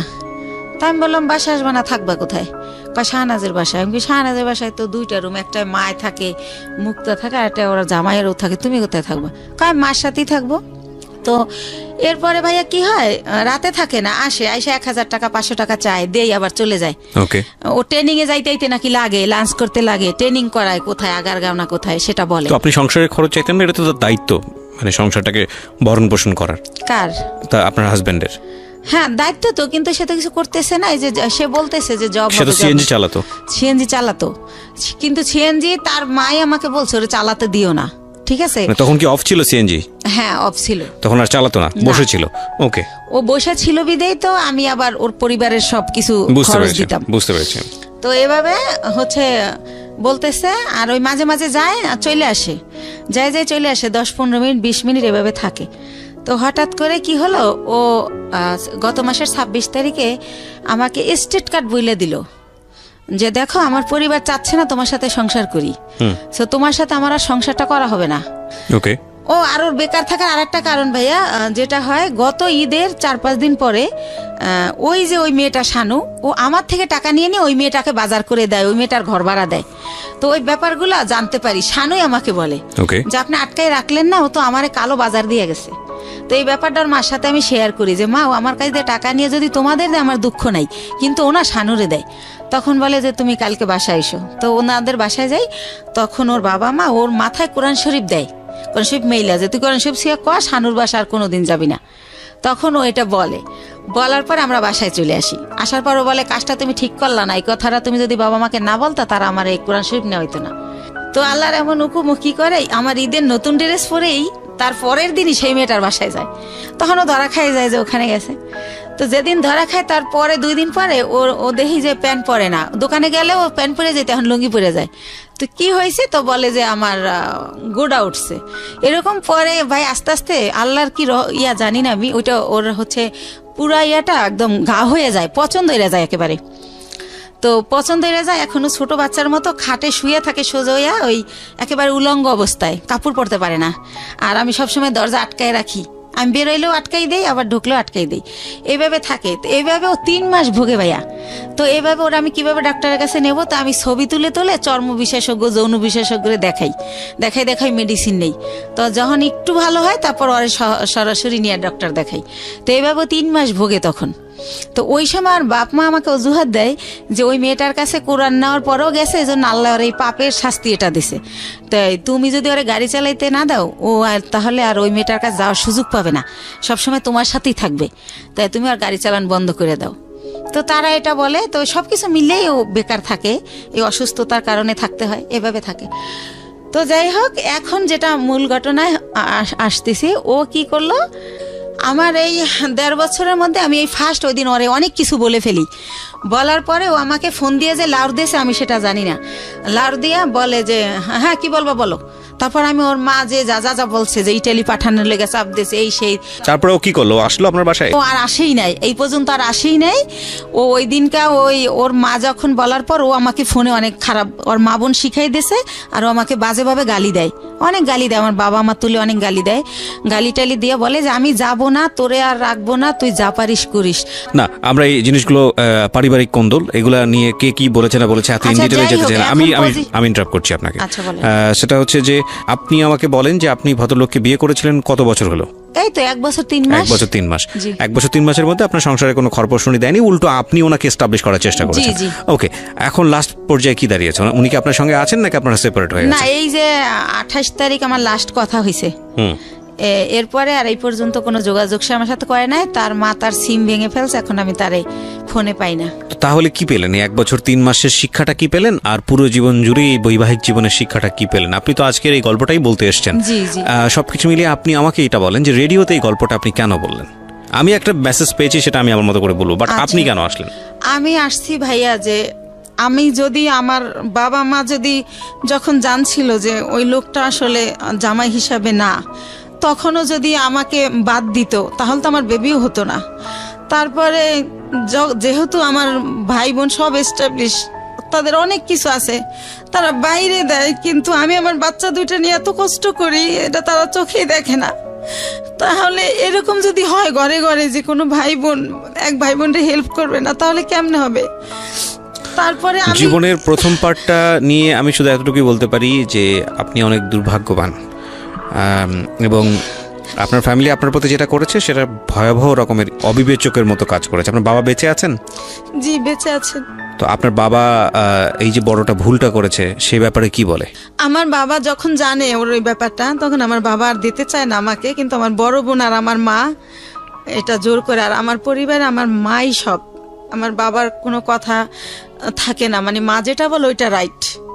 আমার বাবা অনেক সহজ সরল, অনেক নরম। তাহলে এখানে আমার বাবা তো মনে করেন আজকে প্রায় 10 বছর সে কিছু করে না, রিটায়ার্ড, সে বেকার, তার তো কোনো দাম নাই। সেদিক থেকে তার ইকোনমিক সলভেন্সি যেহেতু নাই, তার কথার পাওয়ারও সেরকম নাই। এটা একটা মারাত্মক রকমের সমস্যা আমাদের সোসাইটিতে। অর্থের জোর সবচেয়ে বড় জোর। তো কিছুই বলার নেই আসলে। আমি আপনার মাকেও সম্মান জানাতে চাই, পরিবারের সবাইকে সম্মান জানিয়ে বলছি যে পরিবারের সদস্য যখন একজন খারাপ থাকে তখন বাকি সবারই পাশে দাঁড়ানো উচিত, এবং সেটা না দাঁড়ালে যেটা হয় যে উনি যখন পিছিয়ে পড়েন তখন পুরো পরিবারটাই আসলে পিছিয়ে পড়ে, হাজার হলেও সে আপনাদের বোন। এই জায়গা থেকে একটা বড় ভুল। আর দ্বিতীয়ত আমি মনে করি যে দ্বিতীয় ব্যাপারটা ছিল এক ধরনের ট্র্যাপে পড়া, ফাঁদে পড়া, আমি যদি ভুল না করে থাকি। আপনি কি ওনাকে এখনও আপনার লাইফে চান? আপনার যে হাজব্যান্ড যিনি হাসান, তাকে কি এখনও সংসারের জীবনে চান, নাকি আলটিমেটলি এখান থেকে আপনি একটা শিক্ষা নিয়েছেন যে না, আমার সেই মানুষটাকে আর দরকার নাই? কি বলবেন? শিক্ষা নিয়েছি, কিন্তু তারপরেও চাই, কারণ ভালো তো বাসি। একটা পুরুষকে যদি ভালোবাসার ওকেই বেসেছিলাম, বা ও ভালোবাসা যদি পাই, হয়তো খাওয়ান পরন দেয় নাই, কিন্তু সে ভালোবাসাটা আমি ওর কাছে পেয়েছিলাম, সে কারণে ওকে পেতে চাই, কিন্তু জানি না হয়তো পাবো না। পুরো গল্পটা আমি খুব চুপ করে শুনছিলাম, আমি ভাবছিলাম আসলে গল্পের মেসেজটা আসলে কোথায়। মেসেজ আসলে সেই অর্থে নাই আজকের এই গল্পে। তবে একটা জায়গায় যদি একটু থামার চেষ্টা করি, আমরা যদি পজিটিভলি দেখি, সেটা হলো যে এই ভদ্রমহিলা একটা সময় পর্যন্ত নিজে দাঁড়ানোর চেষ্টা করেছেন, যেভাবেই হোক না কেন গায়ে গতরে খেটে পরিশ্রম করে তিনি চেষ্টা করেছেন সংসারটাকে দাঁড় করানোর। সেখানে এসে একটা ভুল আমি বলবো, যে ভুলটা হচ্ছে এই বয়সে এসে প্রেমে পড়া, ভালোবাসায় পড়া, এবং সেই মানুষটাকে নিজের জীবনে এমনভাবে জায়গা দেওয়া যে, আপনার বয়স কত বলছিলেন? 35 বছরের জীবনে এসে 16 বছর বা 18 বছর মানুষের যে ভুলগুলো করে, সেই ভুলগুলো করে নিজের জীবনে একটা অনেক বড় কষ্ট পাওয়া। আমি বরং বলবো যে এই জায়গাটা একটু শক্ত হলেই বরং ভালো হতো, যে সেকেন্ড থটটা না দেয়া নিজের জীবনে। কিন্তু এটাও তো ঠিক যে তিনি তো সারা জীবন জুড়ে কারো ভালোবাসা পাননি। সে অর্থে একটা মানুষ যখন কায়া হোক ছায়া হোক যাই হোক না কেন সামনে এসে দাঁড়িয়েছে, সেই জায়গাটি থেকে তার ভুল হওয়াটা স্বাভাবিক, যে আসলে সঠিক মানুষটি সে চিনতে পেরেছে কি পারেনি। আমার মনে হয় আর একটু সময় নেওয়া উচিত ছিল। ভালোবাসাগুলো আসলে এরকমই। তবে এটা ঠিক যে জীবনে কাউকে রিসিভ করার আগে ভালোবাসতে গিয়ে আসলে কোনো লজিক খাটে না, মন থেকে চলে আসে সেটা, এবং সেজন্যই বুড়োরা ইয়াংদের প্রেমে পড়ে, ইয়াংরা বুড়োদের প্রেমে পড়ে। যেখানে প্রেমে পড়া উচিত নাই সেখানে প্রেম চলে আসে। সেগুলো হয়তো বা খুবই ন্যাচারাল, কিন্তু এই ন্যাচারাল জিনিসটাকে জীবনে লজিস্টিক ফ্রেমে যখন মানুষ বাঁধতে চায়, মানে বিশেষ করে বিয়ের জায়গাটিতে, তখনই হলো চিন্তার বিষয়। সেই জায়গাটি আসলে শুধু ইমোশন দিয়ে চিন্তা করাটা একটা বোকামো, এবং সেই বোকামোটা যে কোনো লেভেলে জীবনের যে কোনো জায়গাতে হতে পারে। আপনার জীবনের পজিটিভ দিক হচ্ছে আপনি গায়ে গতরে খেটে নিজেকে স্টাবলিশ করতে পারেন, সেটা আপনি প্রুভ করেছেন। সুতরাং আপনার উপর আমরা বিশ্বাস রাখতে পারি যে আপনি এই জায়গাটা থেকে বের হয়ে আসতে পারবেন, এবং বের হয়ে আসার মতো অবলম্বন আপনার আছে, বিশেষ করে আপনার 2টো সন্তান। সুতরাং সেদিক থেকেও আপনি অনেক বেশি ব্লেসড। সো প্রিয় শ্রোতা, আজকের এই জীবন গল্প একটা পরিশ্রমী মানুষের জীবনের গল্প, যে পরিবার থেকে কোনো সাহায্য পায়নি, সংসার জীবনে সুখী হতে পারেনি, একজন পাগলকে বিয়ে করে পুরো জীবনটাই এক অর্থে অন্যরকম স্রোতে ভেসে যাওয়া মানুষ, এবং তারপরে যখন সুখের দিন এসছে তখন ভালোবেসে ভুল করা একজন মানুষ। তারপরও আমরা সম্ভাবনা দেখি। জীবন আসলে এরকমই, নাটকের মোড় আসলে গুড একটা ফিনিশিং এনে দেয়, কিন্তু জীবনের মোড় সেই গুড ফিনিশিংয়ের কোনো ধার ধারে না। এই জন্যই আমরা বলি জীবন নাটকের চেয়েও অনেক নাটকীয়। ভালো থাকুন, শুভরাত্রি।